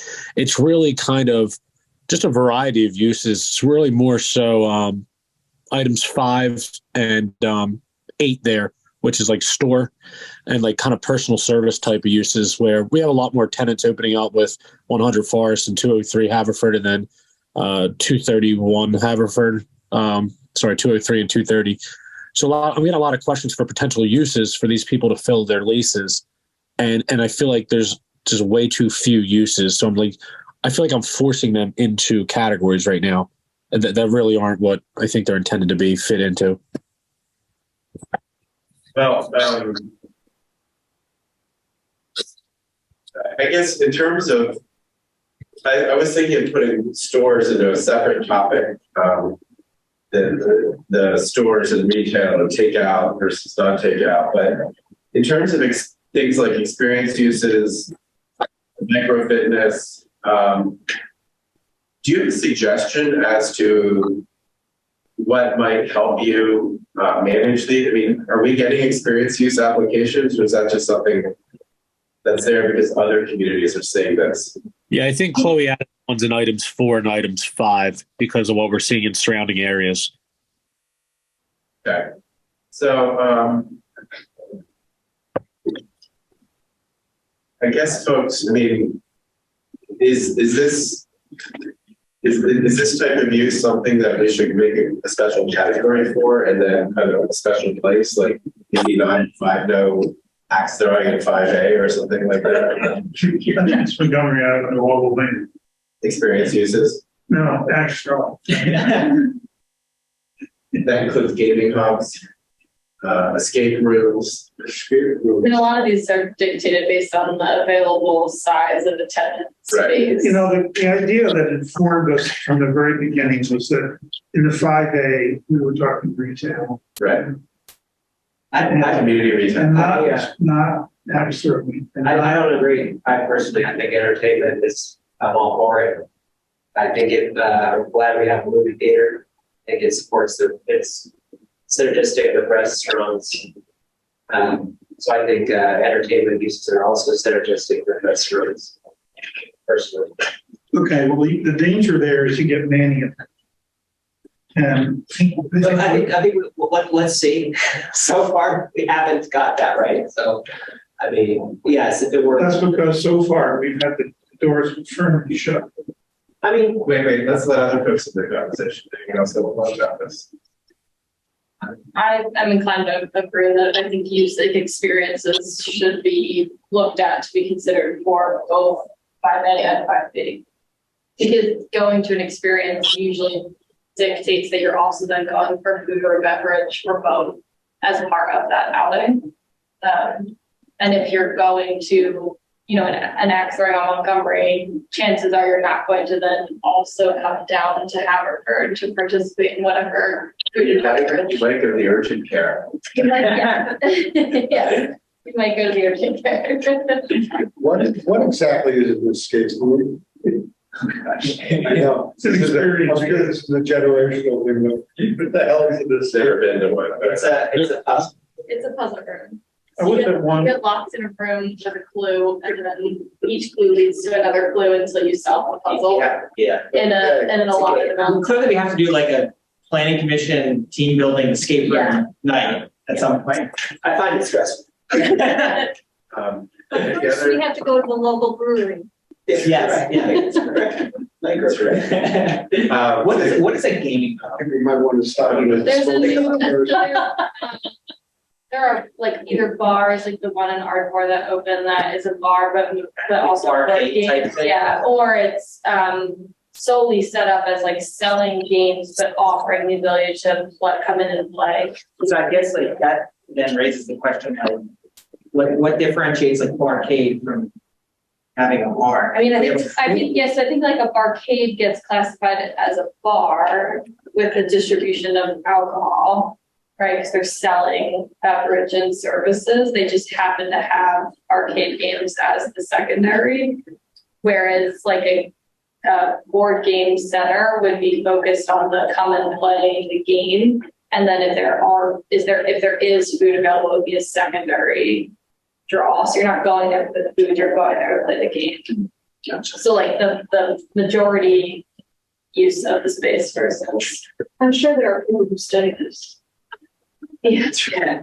Drexel. It's just your time and know on the importance of thinking about these issues. Not that axe throwing by the extreme case, but like in the Inquirer, right? Jake Gardner has written a lot about the decline of third spaces.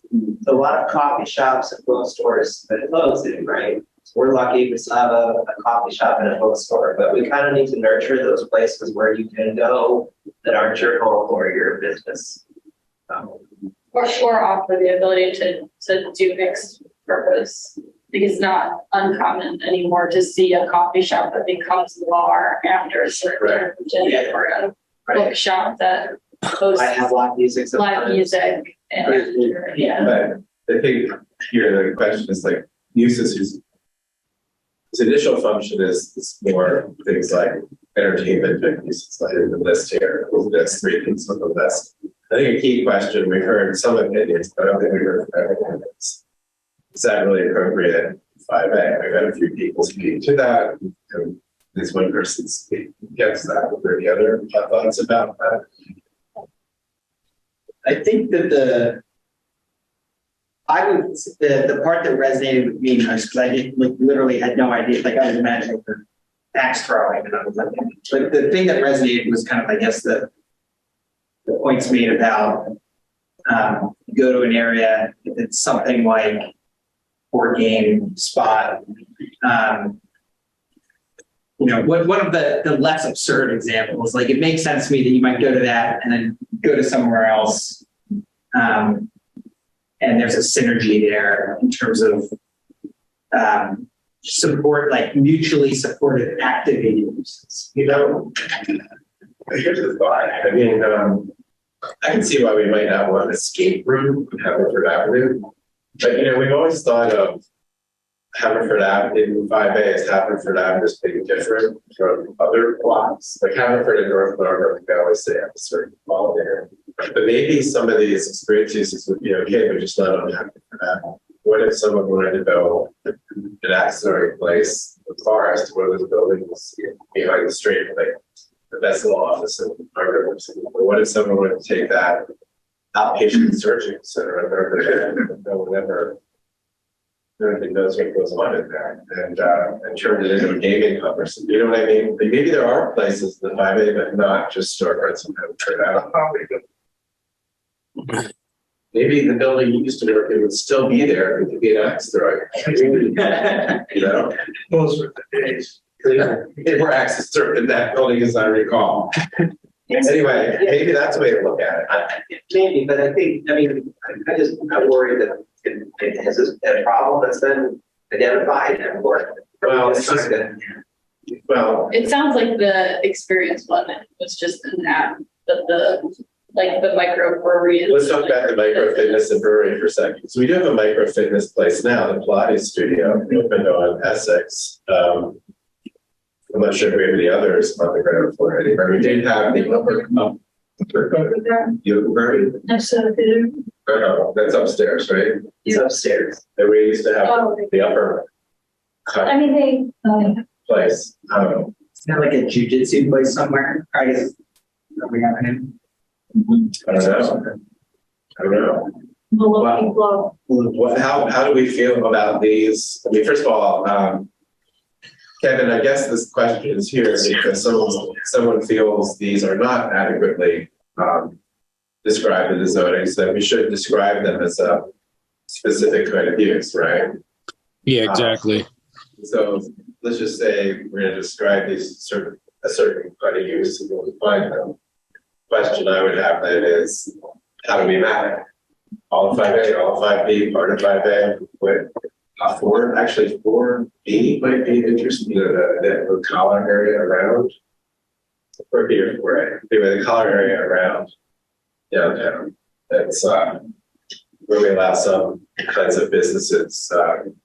Where do we think these kinds of uses would make sense? Is this the kind of thing that's like an office where it's okay, except on the ground floor of Haverford Avenue? I would think so. Yeah. I mean, is it really that much of a problem? Yeah. Okay, the ground floor is where you want me to go. I agree, but how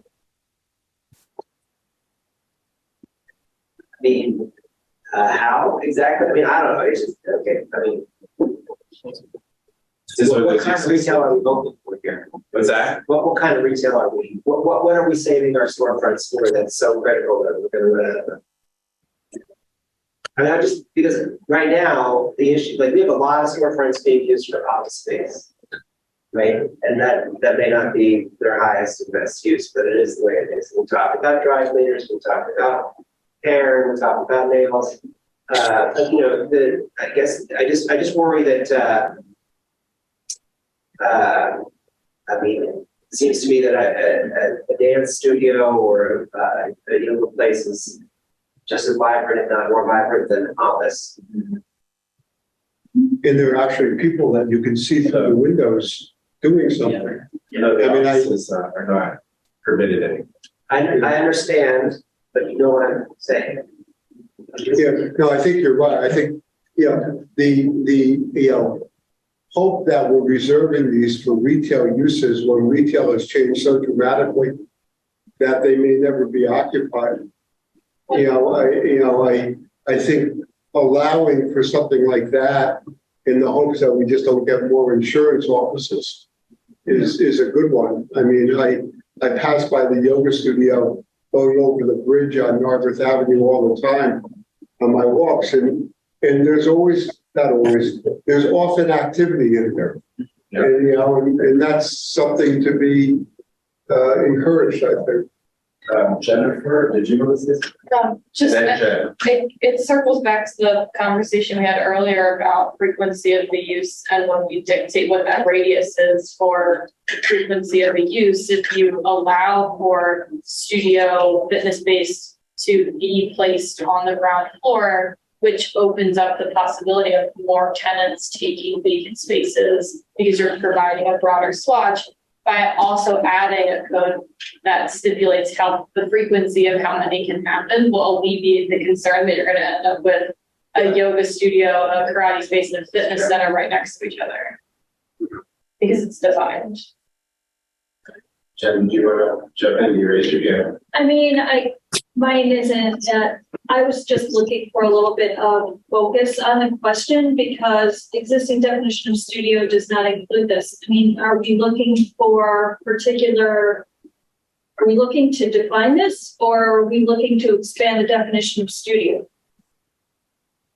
Well, Kevin, correct me if I'm wrong, but it sounds like whichever path we take, we need to be able to be more specific or precise about where these uses go in our code. And right now, it all relies on the interpretation of Kevin of what a studio is, and whether we strengthen the definition of studio or whether we create new definitions for new things. He would just like to see these things handled more explicitly to help him decide what's in play or not. Thank you.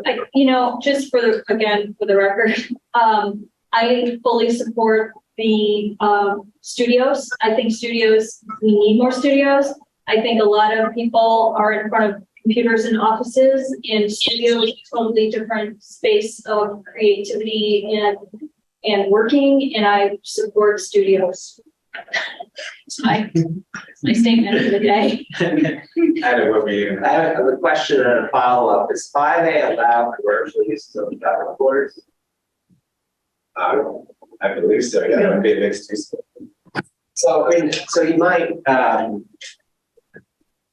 So to Jennifer's point, you could create a table of uses that have minimum spacing from each other or density in a given radius or something, right? So you could say no more than 2 within 500 feet or something like that. And then you just add your uses to that. And then you could also say no more than 2 on the ground floor occupying more than 10 feet of the storefront or something. I'd say then maybe the second floor would be preferred. So just like the yoga place at the movie theater is a great use of the upstairs of the lobbies, and it's such a cool building. So anyway, maybe we push some of this up stairs, or like make it possible to do that at least. Yeah. Maybe we're also, I guess if the question was like, should we define these things? And now we're talking about like spacing, and they I feel like, have we? The question is, should we define them? I think the answer is pretty obvious based on what Kevin said, yes. But then obviously the next question is, where do you allow them? You can't just define it without allowing.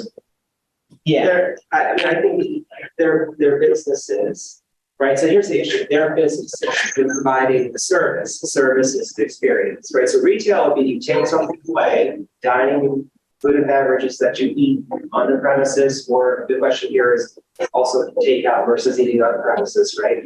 But so there's retail, there's dining and takeout, and then there's experiences where you may not take anything home and you may keep most of the money off of the food and beverage, right? So you may be paying for games, maybe paying for an activity.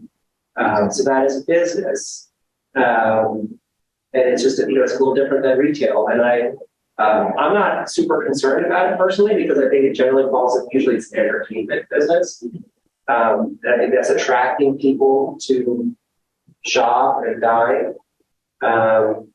But if we are concerned, that's how I would categorize it, is if you're selling a service and that service is related to entertainment, that's a category of use. I think that one of the things that helped me get my mind around this, because I was like moving off in a bunch of different directions, is that like, are there some of these that have a nuisance element to them, and then maybe they exist like different from just kind of like experience uses. Because for all the other ones, I mean, yeah, there's a lot of synergy with the and I don't know if maybe that's what that would be, but I mean, it makes sense. The more that we talk about them, the more to me they seem activated uses that do have a lot of potential foot traffic and complement other uses. Right. And then in Norwood, what that boils down to then is, do you allow them everywhere in the 5A, or you kind of put them in areas that aren't underground or no? Well, that's what I was getting at. You could basically say that those uses shall occupy no more than a certain amount of linear square foot in perhaps in a given radius. And there's nothing to preclude, if you're developing a property and having multi-story commercial, renting out the upstairs, as long as you can get up there. Okay. I'm gonna like with the other topics, see where we get by looking at the minutes, and maybe that'll help us put together something we can specifically connect. But I think we're getting pretty good direction. It feels to me like Kevin, the microbrewery question feels like it's an interpretive one. Does that mean that the code simply, you're hoping it gets clarified and simply say a microbrewery, winery, cidery, distillery is a restaurant or a manufacturing place? Is that you're just hoping that we will explicitly categorize that? Let me ask you. Yeah, just help it better fit in one category. I know a lot of the tasting room specifically is unique in a lot of other areas, depending on, people eating there or how many people are allowed to be in the room at one time. So a lot of those, same thing with takeout. A lot of those definitions in other areas are just way more well-defined in the code.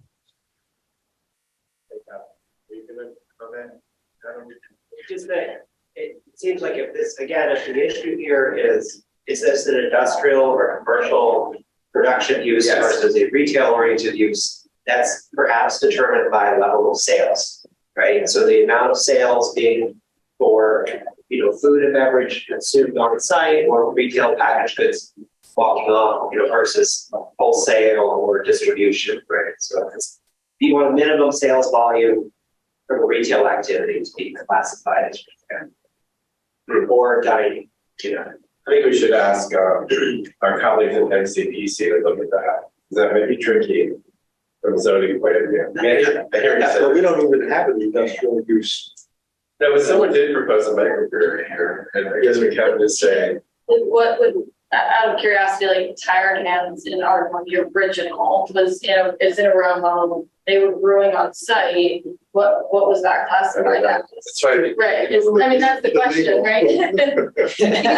Just in the bathtub. They're retail, but they offer minimal food. The majority of their income is coming from the sale of beverages. I'm curious the same. A lot of their sale comes from people coming in and getting growlers. That's what I. Right. But when they first opened, it was really like a dine-in experience. And I think that style is something that could be very attractive in the downtown. I mean, it's not so much that we want them or don't want them. Well, but it's a definition. How would you Kevin's define trying to figure it? out how to. Yeah, because it's not, I wouldn't call it manufacturing, but it's also not, it's not technically a restaurant. Right.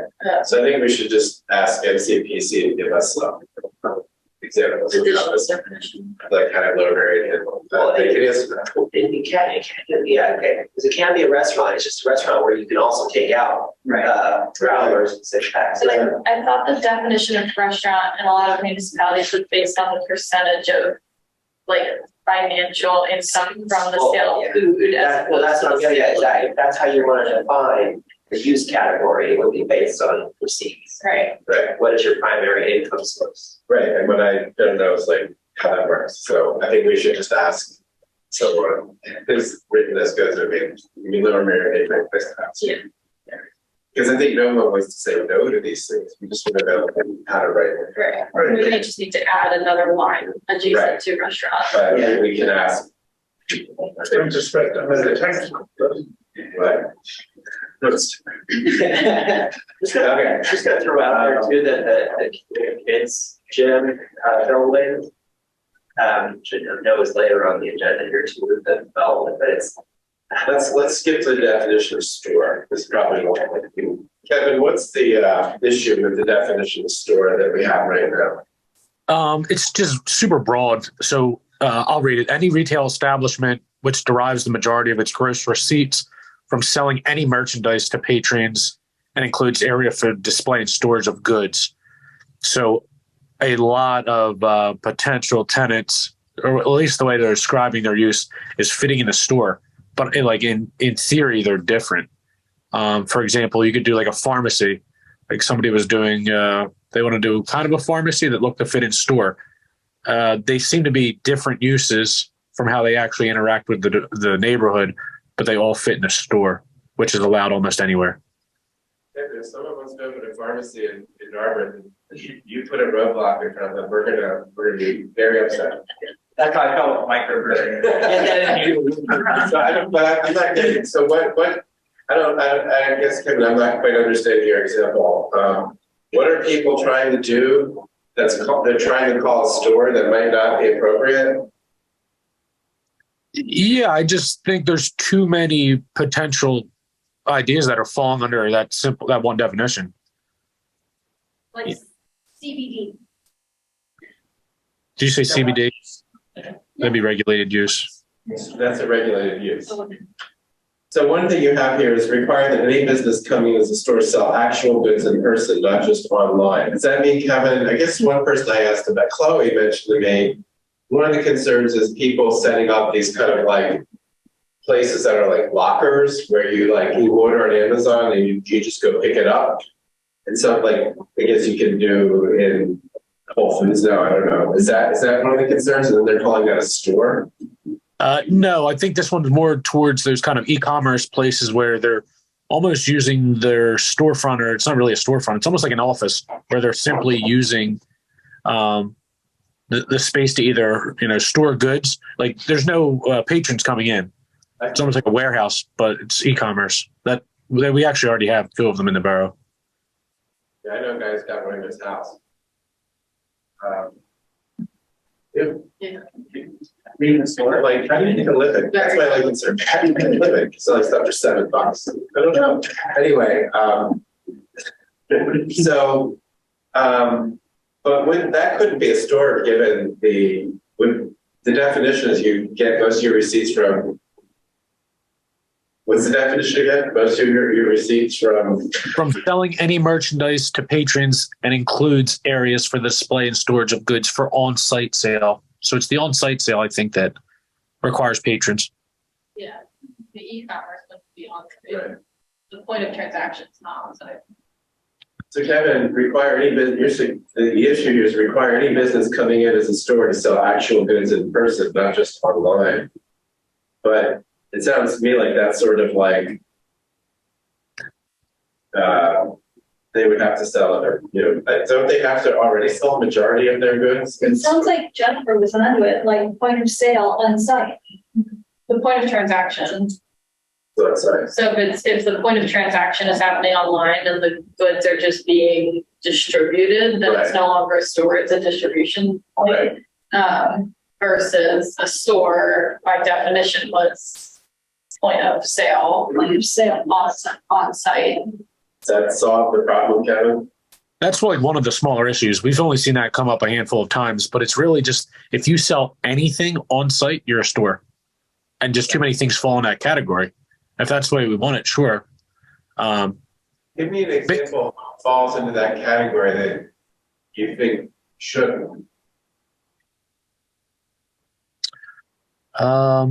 Again, so I'll go back to like the pharmacy. There was a potential for, it wasn't not like CVS. You essentially went there and they kind of, it sounded like they created not created pills, but they created medicine through like taking different pieces. And I don't really know how it worked. You could like take different ingredients and kind of make medicine. That seems like just a more higher level of something we want to maybe keep an eye on than just a store. It's a compounding pharmacy. Exactly. Yeah, that's what it was. It's a pharmacy where they put together the medicine. It's not an uncommon thing. Right. It's just a pharmacy. I guess for that one, we'd have to know more about what kind of things are occurring that you don't feel should qualify as a store, then how we could tighten the definition there. I have a question about number 7, takeout versus other types of restaurants. So we have actually one bona fide only takeout place that is the China King, right? The Chinese restaurant. The real pizza, I guess there's like 2 stools inside. But Kevin, is there what's the concern about having to define a takeout versus another type of restaurant? Is there a reason? Is it because of like a land use goal that we might have, or is there some technical issue you're facing? We see a lot,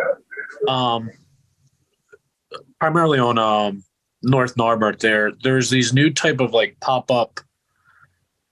I don't know what you want to call these. I mean, they're kind of like stores, but they sell like prepackaged like health foods, where you pick up your food for the week, or they prepare something from another larger warehouse and they just bring it to these little storefronts and sell it there.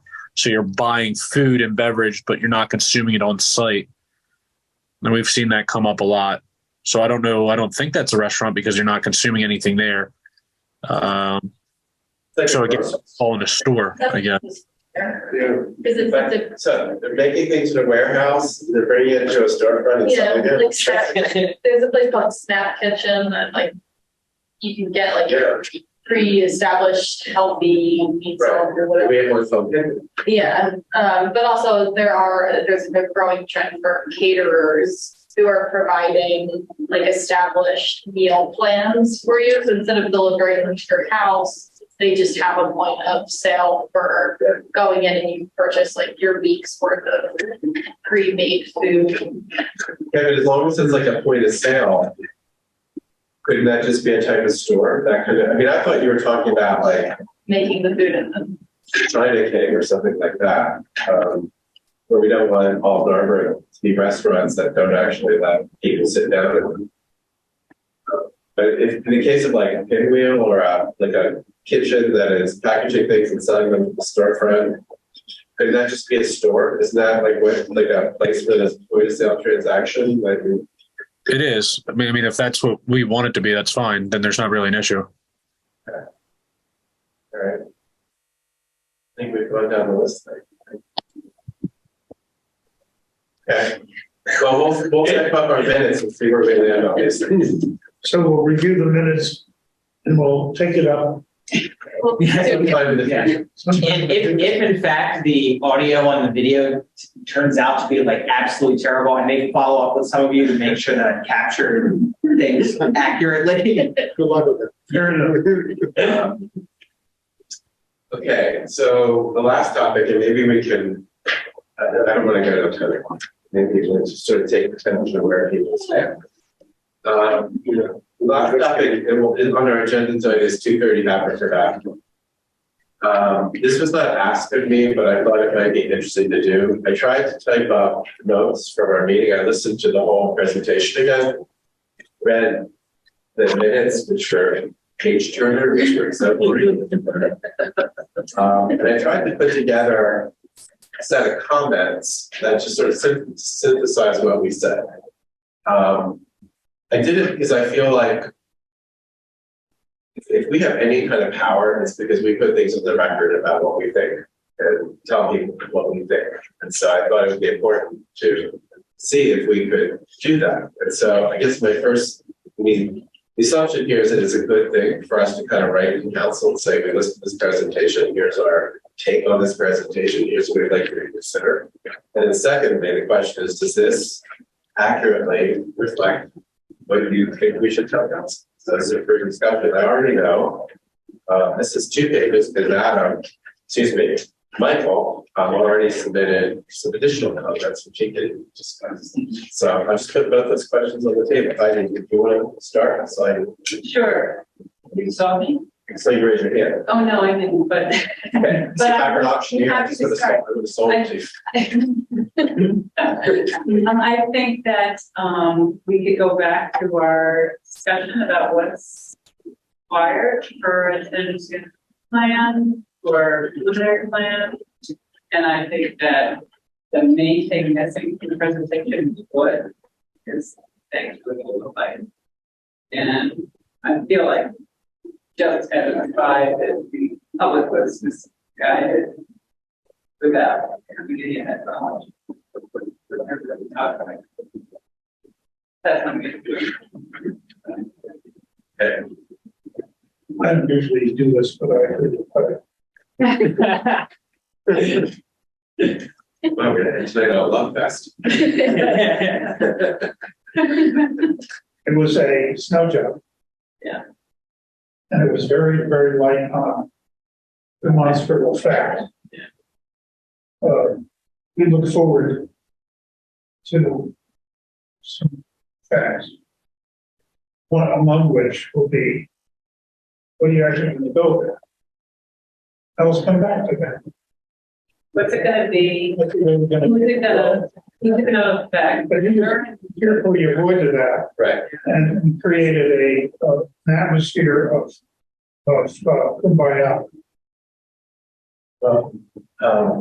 Obviously, if you were to go any further, like or actually make a real application, you have to do that.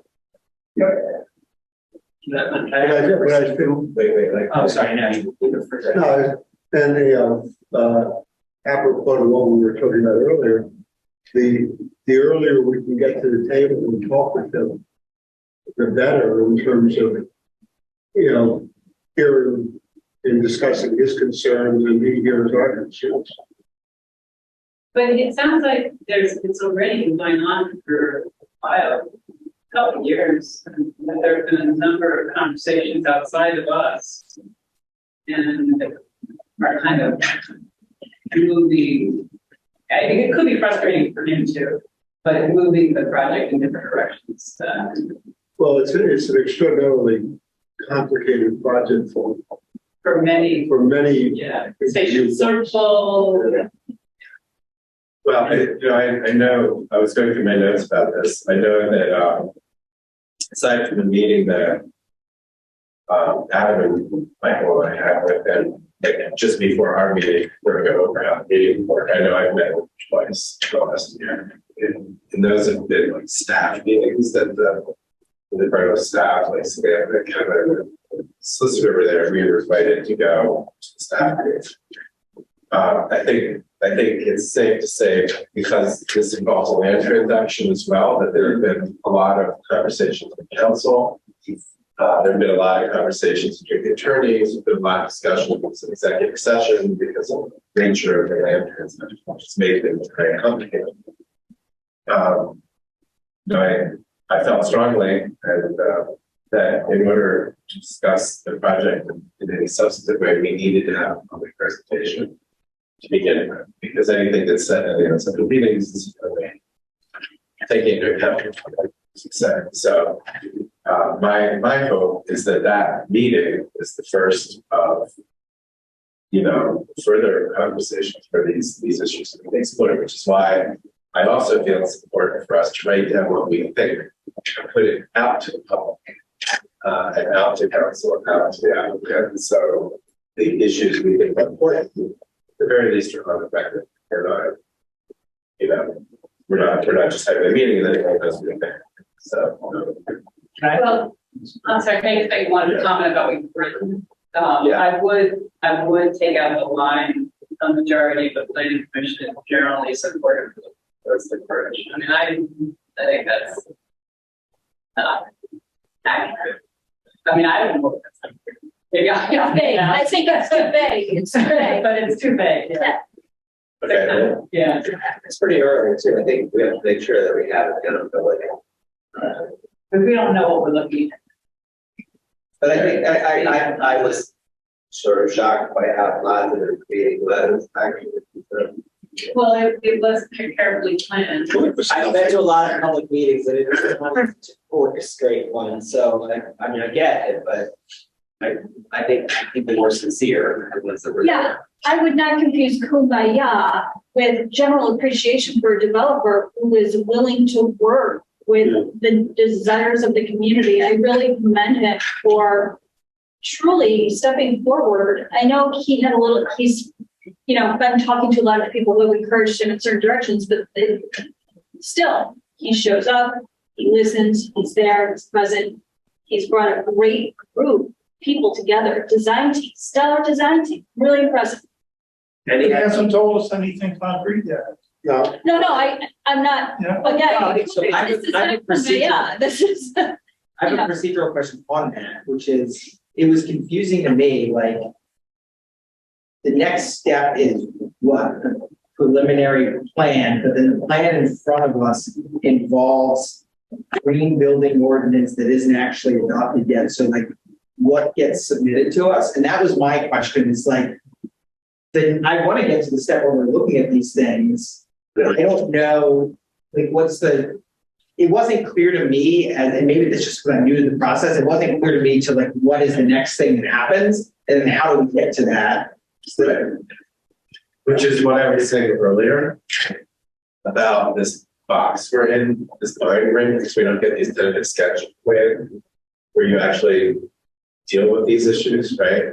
So good question. Let me see how I can answer this today. And I think what happens next depends on which end of the Zoom call you're on today. So I think what Tim's been asking. I mean, we did recommend the council a sketch of how the 5 days are given.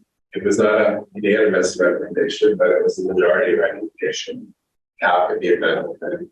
It would allow 3-story building. It would require setbacks on the 3rd floor. It would require incorporation of green building provisions. That's what we recommended to council, is how that district can be amended. The council has decided not to act on that. But in terms of saying what we think, that's what we told council. It's in November, and you can. It's actually, I think, summarized in the memo I sent by earlier today. So yeah, it is difficult. Does he submit a preliminary plan that takes that into account? Well, if I were him, I kind of would, because he knows that's what the planning commission is interested in. But what he's interested in is he's interested in having those changes made first. Right? He would like to see those made. He'd like to see council introduce that ordinance so that he has the assurance that will be passed. So it is a kind of chicken or egg question. My feeling is,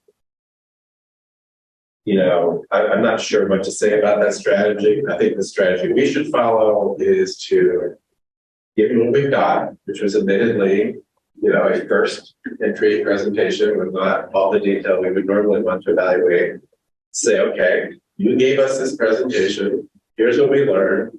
Here's what we think. Here's what we think should be on your mind as you're refining this for an actual submission. Yeah, I think that's what no matter what the process is, at least he gets another signal from us as to what we would be interested in. So he already knows about what we recommended for the 5A district. So now it's our chance to say, okay, I mean, obviously we need to see fuller set of ideas about investing and then ultimately that will road the architecture of the building. Are we gonna go around them? Well, I'm trying to answer the question. Yeah, I know, no, Sorry. I'm just asking, just wondering. I Are we wasn't still doing thinking- that or no? No, I think the conversation's been flowing okay, but Okay. I will take that as a sign to be quiet and ask you, would you like? No. But, no, so you're doing a great job. This is a very complex development project. And Michael, the question you asked, I actually posed to Todd in an email before the meeting, because I was involved in the green building ordinance, sitting down with the solicitor and drafting, putting it into writing, into code language. And my question was essentially what you're asking, how does the drafting of the ordinance either, lead or follow implementation of the Haverford project? I've been standing by sustainability for my entire time on the planning commission. I want to, maintain this corner of interest and advocacy for 200 Haverford.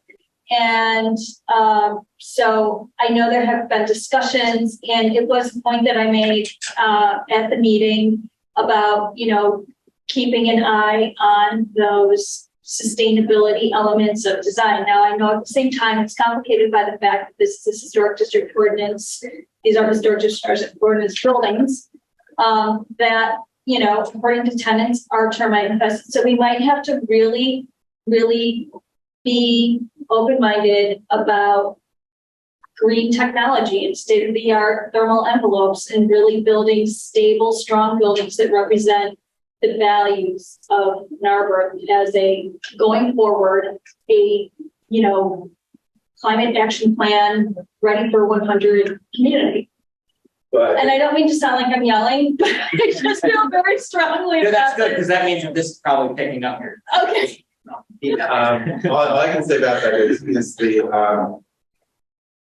the proposal we gave to council about the green building, which we finally gave them in November, did not, I don't want to mischaracterize things, but I believe both the applicants for 714 Montgomery and 230 Haverford had no objection to what we proposed. Right now, you're talking about more than what we proposed. And I think that is something that we just have to go down the road as the process rolls out. In terms of what we proposed for the code, I don't think there are any objections to that. So hopefully, if either of those projects moves forward and if either of them needs to avail themselves of the proposed zoning modifications we recommended, that would be baked in. That's all I can say about this right now. But I think things that are more forward facing than that would have to continue to be discussed as the project moves forward. So for your letter, for the proposed letter to council, I had suggested softening the language a little bit about the level of support for this particular proposal, because there actually hasn't been a formal proposal yet, right? It's just mostly listening feedback. So I think that makes sense. I think you captured a lot of the issues that were discussed at the meeting and that are key design considerations and planning considerations going forward. I have two that are not in the memo that I'm curious if they should be or could be discussed. One was the Little Gym building would be converted to entirely residential, is what I heard. Yes. And I'm not sure that that's commercially necessary. Personally, I mean, it certainly might be an excellent loft building, but I just, it could also potentially be an axe throwing facility or a really nice escape room. But in all seriousness, it actually could be a microbrewery. There's all kinds of uses that it might work as destination, and that isn't compliant with the zoning to convert it to 100% residential with no ground for it. The other Wait, can you repeat that last point you made? converting the Little Gym building from commercial use to entirely residential doesn't seem to be compliant with 5A zoning, because there's no ground floor retail, right? Right. Okay, so maintaining a retail or commercial use of that building, and I think is a fair point for negotiation. And then a question that I have, it's just a question, but the developer does not yet own the parking lot. I can't say for sure where that transaction stands. Okay, but so my question is, if the transaction hasn't closed, would it be an opportunity for a covenant governing the consolidated parcel, a covenant between the borough as the seller and the developer as the buyer? The covenant could have various stipulations in it. Well, I mean, technically, since it's a real estate transaction, since it's a contract, I imagine you could place any sorts of, conditions on that contract, right? Covenants, Covenants agreements. or whatever. But what exactly are those covenants that you are thinking of? Well, perhaps the four things you've identified in the four themes could be expressed in some kind of contractual language. The other, and not necessarily not mutually exclusive, but the other route is this will have to be heard for conditional use, most likely, and so therefore, certain things can be pursued through conditions as well. And maybe maybe there's complete overlap, and maybe there are some things that we can't regulate, such as architecture. So that might be an area to investigate. And then parking might be part of the conditional use, but it could also be, since it's a public parking lot, be converted to private property. Perhaps there could be residual rights of access for retail parking or something like that. I don't know. Let's not worry too much about the mechanism, whether it's a condition or a covenant. But let's talk about the two topics. So what was architecture, what was parking? The ideas here for massing scale and architecture, obviously you've got to tell us what you're thinking, which obviously will have to happen if it's an additional application. But I think what I'm trying to do here is capture some ideas that we'd like them to wrestle with. So I think those bullet points are the things that I think we should focus on in the conversation. And I'll give Adam credit for buttonholing me and talking about these, particularly ones about phasing the buildings, having them potentially designed by different designers to create more of a sense of kind of incremental growth that is characteristic of everything that we've seen. So I'm very curious what people's thoughts are. Let's talk about that section first, Jen. I just wanted to complete my comment by asking if we can get some language in your summary that says something about green building. I know that there have been outside agreements and negotiations, so forth. First, I don't know that that's true. Yeah, I did. Unless council participates on that, but I'm aware. All I know is when we floated this proposed change, we asked potential applicants whether they could live with change, and they said yes. So I don't know.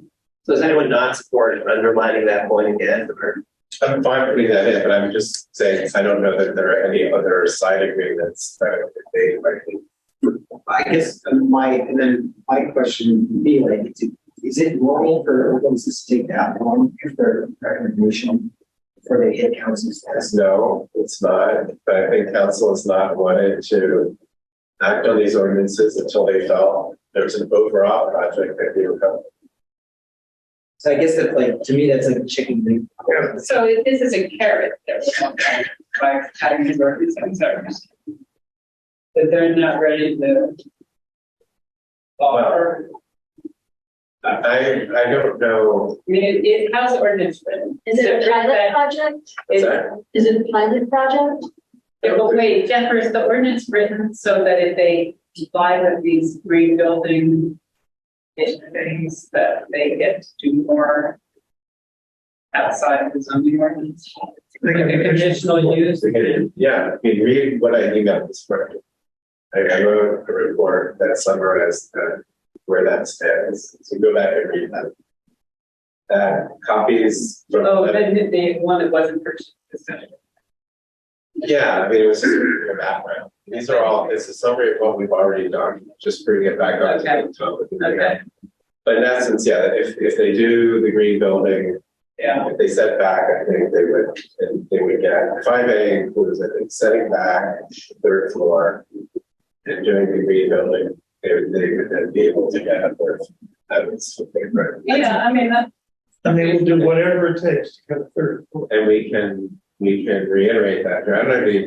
I mean, that's fine to reiterate that, and we expect whoever to follow. but Adam, what Adam was saying about using the whole site, I mean, I'm curious about that whole thing too. What's council's position on parking lot? They should have to keep it exactly as is. Is that smart? First of all, I don't know what council's position is. I don't know. But I think it is a whole site. I think it's not just to have production stores and gym, it's parking lot. And that's part of the whole project. I guess it depends on how the transaction takes place for the sale. Well, it almost seems like it's being held hostage.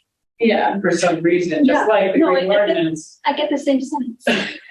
Well, I guess I didn't think about the sale. It may have occurred, I don't know. Okay, but like the green ordinance thing, and I know, I'm sorry, I keep coming back to this, but like, in my own career, if someone was telling one of my clients, submit something that you don't actually have the right to do, I would tell them, what are we submitting? Like Right, and I tonight I can't. We have a solicitor, we have a borough council. They are, for better or worse, they're quarterbacking that strategy. Well, should we have a group meeting? It's not just us and the developer, it's us and council and the solicitor. I mean, it's kind of like everybody needs to participate so we know what everyone's thinking, because there's been these disparate conversations. It might be piggybacking that, like, we're in a situation right now where maybe I'm wrong. I feel like oftentimes the first, like leadership by committee is real difficult. And so and I feel like oftentimes the quarterback would I normally be the borough manager, maybe not, maybe I'm wrong about that. Borough manager's been involved too, but we don't have it. And so that's my point, is that maybe a joint meeting or something like that where we can actually have, rather than like ping ponging around and be like. I mean, it's a public meeting, but it would be here. I don't think. It wouldn't be. Meeting with the councils. I don't think. I don't think. Be a special meeting. I don't think we know enough about things that have been happening between the attorneys and. That's what I'm saying. So it's like there's too many answers. Right, but that's why I'm trying to put this in a box right now and say, we saw this presentation. We finally got on the record something that he wants to do is adequate or inadequate as it may be. And I think the main thing we can do right now is react to it. And say, like, here's what we saw. And based on what we saw, here's what we think has to happen on this development to be accessible. But I don't know what the process is going to be. Okay, so can we put? I don't know what call I'll get from the borough president or the solicitor any day of the week. But if we could write down and say, like, here's a printed mission that should happen, then no matter what the process is, at least we, for the record, you know. Well, and so what you've written is good. The points are good. They could be bulleted more and they could add a few.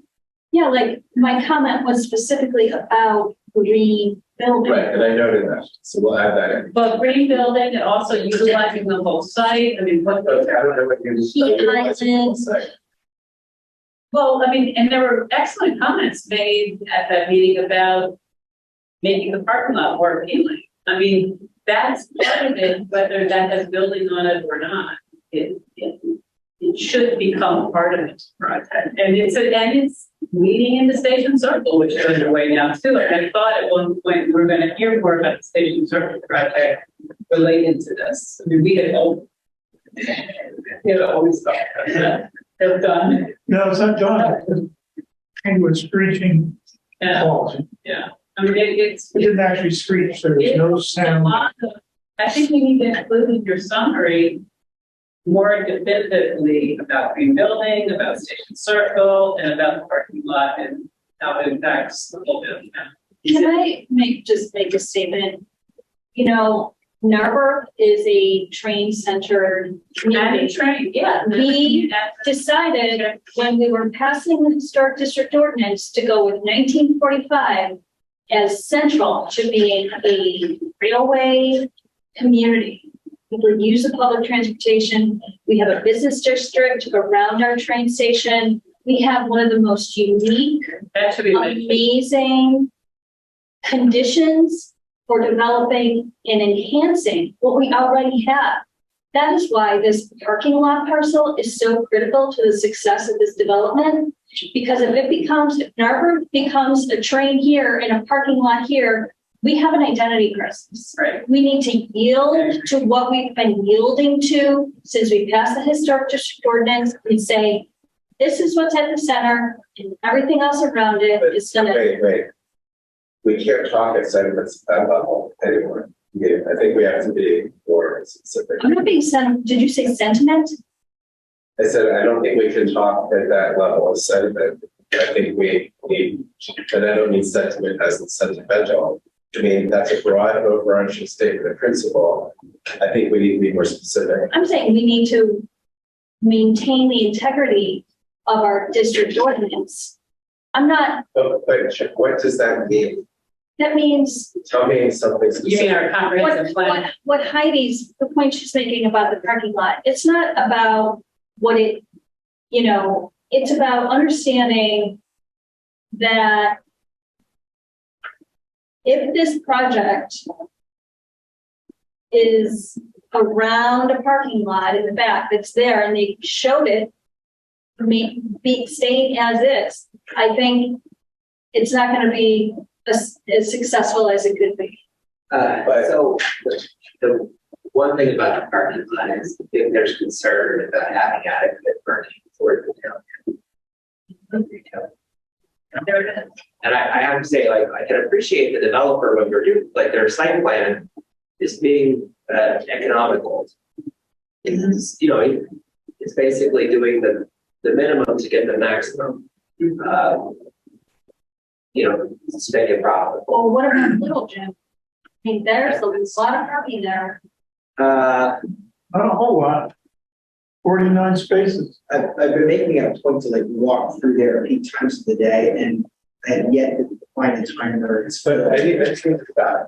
What are you trying to say though? Is Should it be less parking? Is it absolutely necessary to have surface parking? I know Jim is against it because concerned about the foundations. So you're saying there shouldn't be surface parking? No, could we go underground? It doesn't. So I don't like being negative about it, but I feel like underground parking is going to be too expensive. I can say categorically, underground parking will not happen on that side. The other thing about underground parking is that he has made an agreement with the retailers who he hopes to retain. And the only way to do that is without swing space. She only has 2 swing opportunities. One is in Ricklands, one is in the gas station for new buildings. The only way to make this work is to build incrementally. And he talked about building in phases. The reason he's building in phases is so that he can move some tenants into new space, then build another phase, move tenants into that space. That's incompatible with digging out the whole basement and building a whole new building on top of a parking garage. That's why he abandoned that idea. Well, not under the storefront, behind it. So Behind it. So parking lot, maybe it could be a little greener. I think you'll probably lose parking spaces to do that, but you could potentially plant trees. I think it's not impossible that in the future, someday, there's less parking and there's more public space because as the town becomes ever more pedestrian friendly, or if the railroad ever offers more service and so on, maybe there'll be, or there's, as well, everyone's like getting autonomous robot cars to take them where they go. There's no need for parking, whatever. But I can always see that becoming just a beer garden or a park or something like that. What Also, about a just parking ramp behind Ocean? well, so Why? To free up the pedestrian level at the, at Haverford, like a second level. And put perforated metal around it or whatever. Wait, let's finish this idea here. I don't get it. What are you freeing up by building a parking ramp like that? No, adding a second level of parking behind the little gym. Structure for it. A ramp. And you could build on top of that, behind. Yeah. The ramp will take too much room if you have separate entrance and egress from another level. That's possible. So And it's unobtrusive. It's like behind the building where you're gonna have more people so anyway. essentially, if I understand your proposal is to stack the park, like create Yes. an upper deck of the Yeah. Little Gym parking lot up on the hill. then what happens with the parking lot is that? It transforms into a wonderful outdoor green space where I'm sure people would love to be. A backyard. So I just want to push back against the structured parking because personally, it's a waste of money. Like I don't think parking is actually a very good land use. It's a necessary evil in some cases to support things we want to do, right? But surface ground can always be repurposed again and again. You can fill it in with buildings later. Parking decks are really expensive. Someone's going to have to pay for them. The tenants of the buildings will end up having to pay for that parking. It's going to make the housing more expensive and the retail more expensive. But you're gonna have more people in that building anyway. If it's going to be converted to multifamily, you're gonna need more But it people for that ultimately, specifically it as well. pushes the pro forma even tighter to push the rents up. I mean, they're always going to charge, especially with the market will bear, but I worry it could take the thing. And then also, if we don't need that much parking, we've essentially baked it into a concrete structure with no other use, especially when it has sloping ramps. Because you can't repurpose a sloping ramp concrete building as anything after it's built. So and it has a huge carbon embodiment, like all that concrete. So it's a lot of carbon to stack the cars Well, up. I mean, that can be thought about. That could be done. I don't know that there's enough support for this to pursue it, and I know we would. I mean, in this room, and I can almost guarantee you there will be very little, if any, support on council for something like this. I don't know that it's productive to re-engineer the site like this. I agree with Adam. I think it's a folly to build structured parking. It's expensive, it's carbon intensive, it's not flexible, precludes a million things from happening down the road. I don't agree with you that people will flock to a public space. We already have stations we're talking about. We have streets. I think we have to be realistic. It's 9:53, and this is not, this is not useful. I'm just going to be honest. This is not useful. We have issues with the massing, the scaling of architecture of this building. We have issues with the main issue the community raised was about the amount of parking. We have issues about how to achieve retail mix, and we have issues about how to approach historic resources. I don't think that talking about this is useful. I'm sorry. I want to try to move on in the few minutes we have. Just real quick, I wanted to say thank you for putting the letter together, because I do think that in a situation where we're missing a manager, having at least some direction from someone to is good. And I had put together something that we don't need to spend any time on, but I just had my little addition, and we're just talking about the housing. super generic, and I tried to match up with the way you phrase things in yours. And so to the extent that we needed to soften any of that, and we just to be softened. I don't want to spend a ton of time on this because I know that we've spent a ton of time on things generally. And I also wanted to float an additional idea, which is I think that there's been a lot of things stated. And so I don't know if it's maybe possible for us to deputize you to incorporate those things. To the extent that we have additional thoughts, we can send them and you can synthesize that into a final report. I mean, obviously, we're not going to be able to workshop final report, given the things we talked about tonight. But maybe if we have a single point of person, whoever needs to do that or not, then the Declaration of Independence wasn't done by committee. Actually, it was. Yeah, I know it was, but someone had to put together the first draft.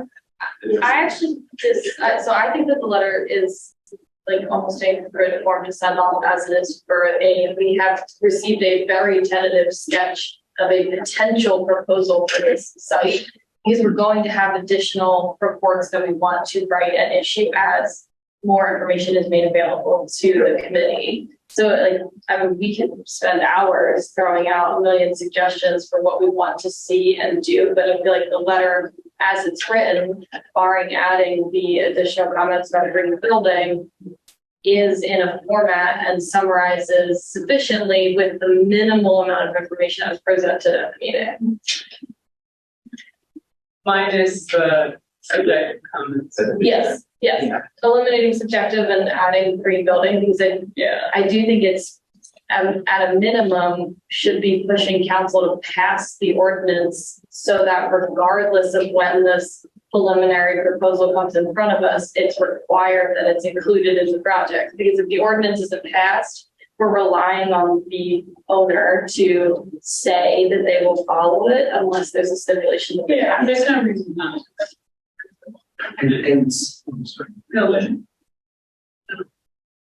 I apologize. I just wanted to pick up on the point that you put for me is can we ask for some sort of directional process, some sort of explicit. Yeah. We asked. Council as the leadership to provide. Not that we shouldn't be having separate meetings.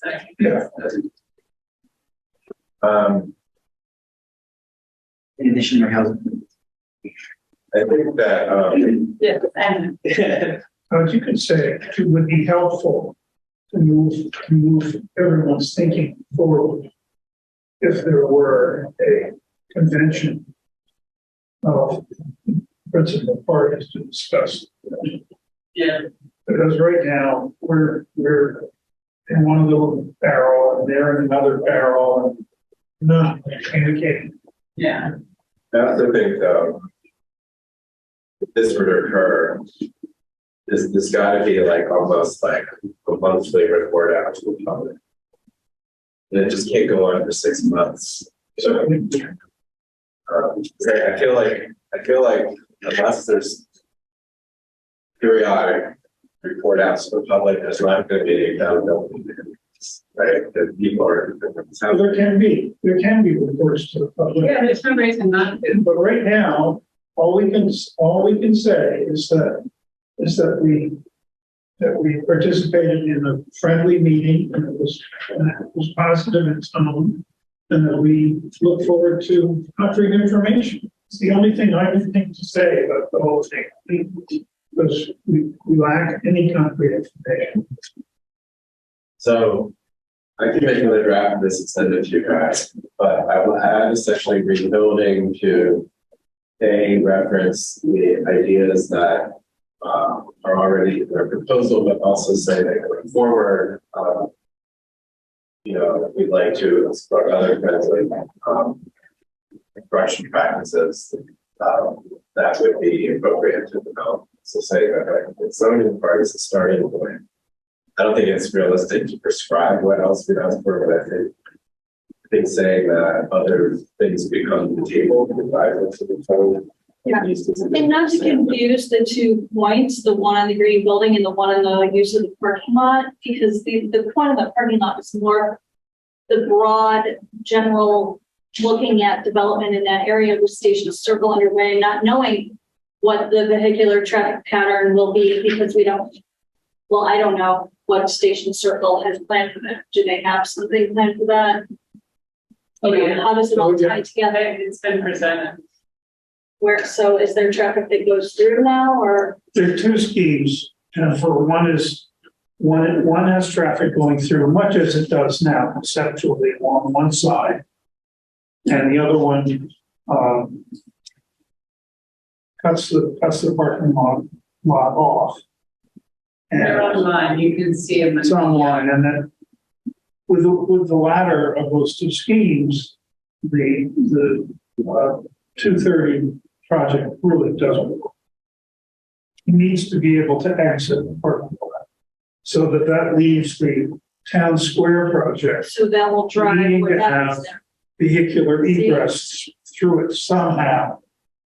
The landscape architect who was working on the town square put together a preliminary doodle. We'll call it a doodle because it's a little disappointing. But it dealt with Haverford Avenue. It did not deal in any concrete way with the traffic within the square. I mean, that's why it's important that we have this conversation, because it's not an isolated condition. It's complicated by other developments going on at the same time. Of course. In some ways, the developer taking the time that he's taking, that was a lot of other projects that didn't take this because of Station Circle. But if you can't get to that stage, you can't submit because there's not a rebuilding service or whatever. Yeah, I mean, it becomes like a chicken or the egg. Right. Yeah, I think we're all on the same page that we want to get to the stage where we have concrete plans in front of us. Because and I bring it back to the parking thing is like, like the surface parking is not what any of us would want under any scenario. But in terms of like feasibility of the project, it might be a thing that we're dealing with now. But until we get like the actual plans in front of us, We have to break. I think it's 9 o'clock, but we lost the thread. I just wanted to say one thing that Todd mentioned. Just again, that this is as presented, all of the buildings would come down except for 2 historic structures. And so your Haverford Avenue would have a very large single building. And I guess there's a breezeway through it too. But the idea is like they'll try to push it with the massing and so on to give it some human scale. But fundamentally, it's one large development project for the whole block. And if there was a way to divide it up into smaller structures and potentially use more than one architecture firm, and that, just discussions of what strategies, what tactics might help to maintain the grain of the town and give it some incremental development flavor instead of one big development. I mean, I think to that context, come from the park, though, they're agreeing to allow the demolition of a storage structure. I think, I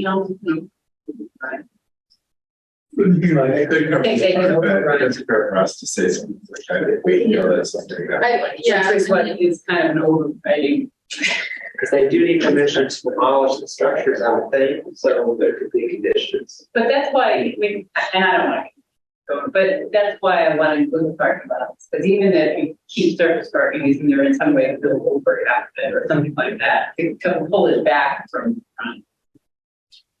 Well, you probably could, but actually. So I mean, it's with a mapping. Well, this is why we need to know what he really wants. Yeah, and that's why we need to have a group discussion so he can entertain some of these other ideas. That will be deputize Todd during. Well, at least I'll make a next draft. I don't know. I mean, what I really appreciate is if you look at it, and I don't think we can send it till after the full event. So we can send that unless everyone come back. So we'll do that. But I'll send. And we're meeting in 2 weeks anyway. Wait, are we? I thought it was the 15th. Maybe it's a 15th. That's what I thought. They're meeting in Scotland. It's the first.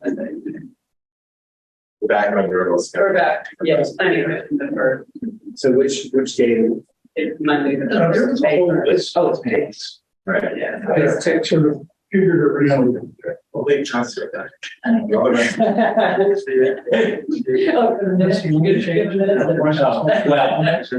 So it's, Oh, that's it. May 1st. The city. Todd, did you think that this Haverford discussion is going to be harder to manage than the last Haverford? Yeah. I'm doing the I public. feel like this is like your Joker origin story tonight. I know, I was really surprised by that. First, did you make a Yeah, you motion? are. I made a motion to adjourn. Second. All in favor? Hi. Thank you, everyone. You're off now. I didn't know what to expect.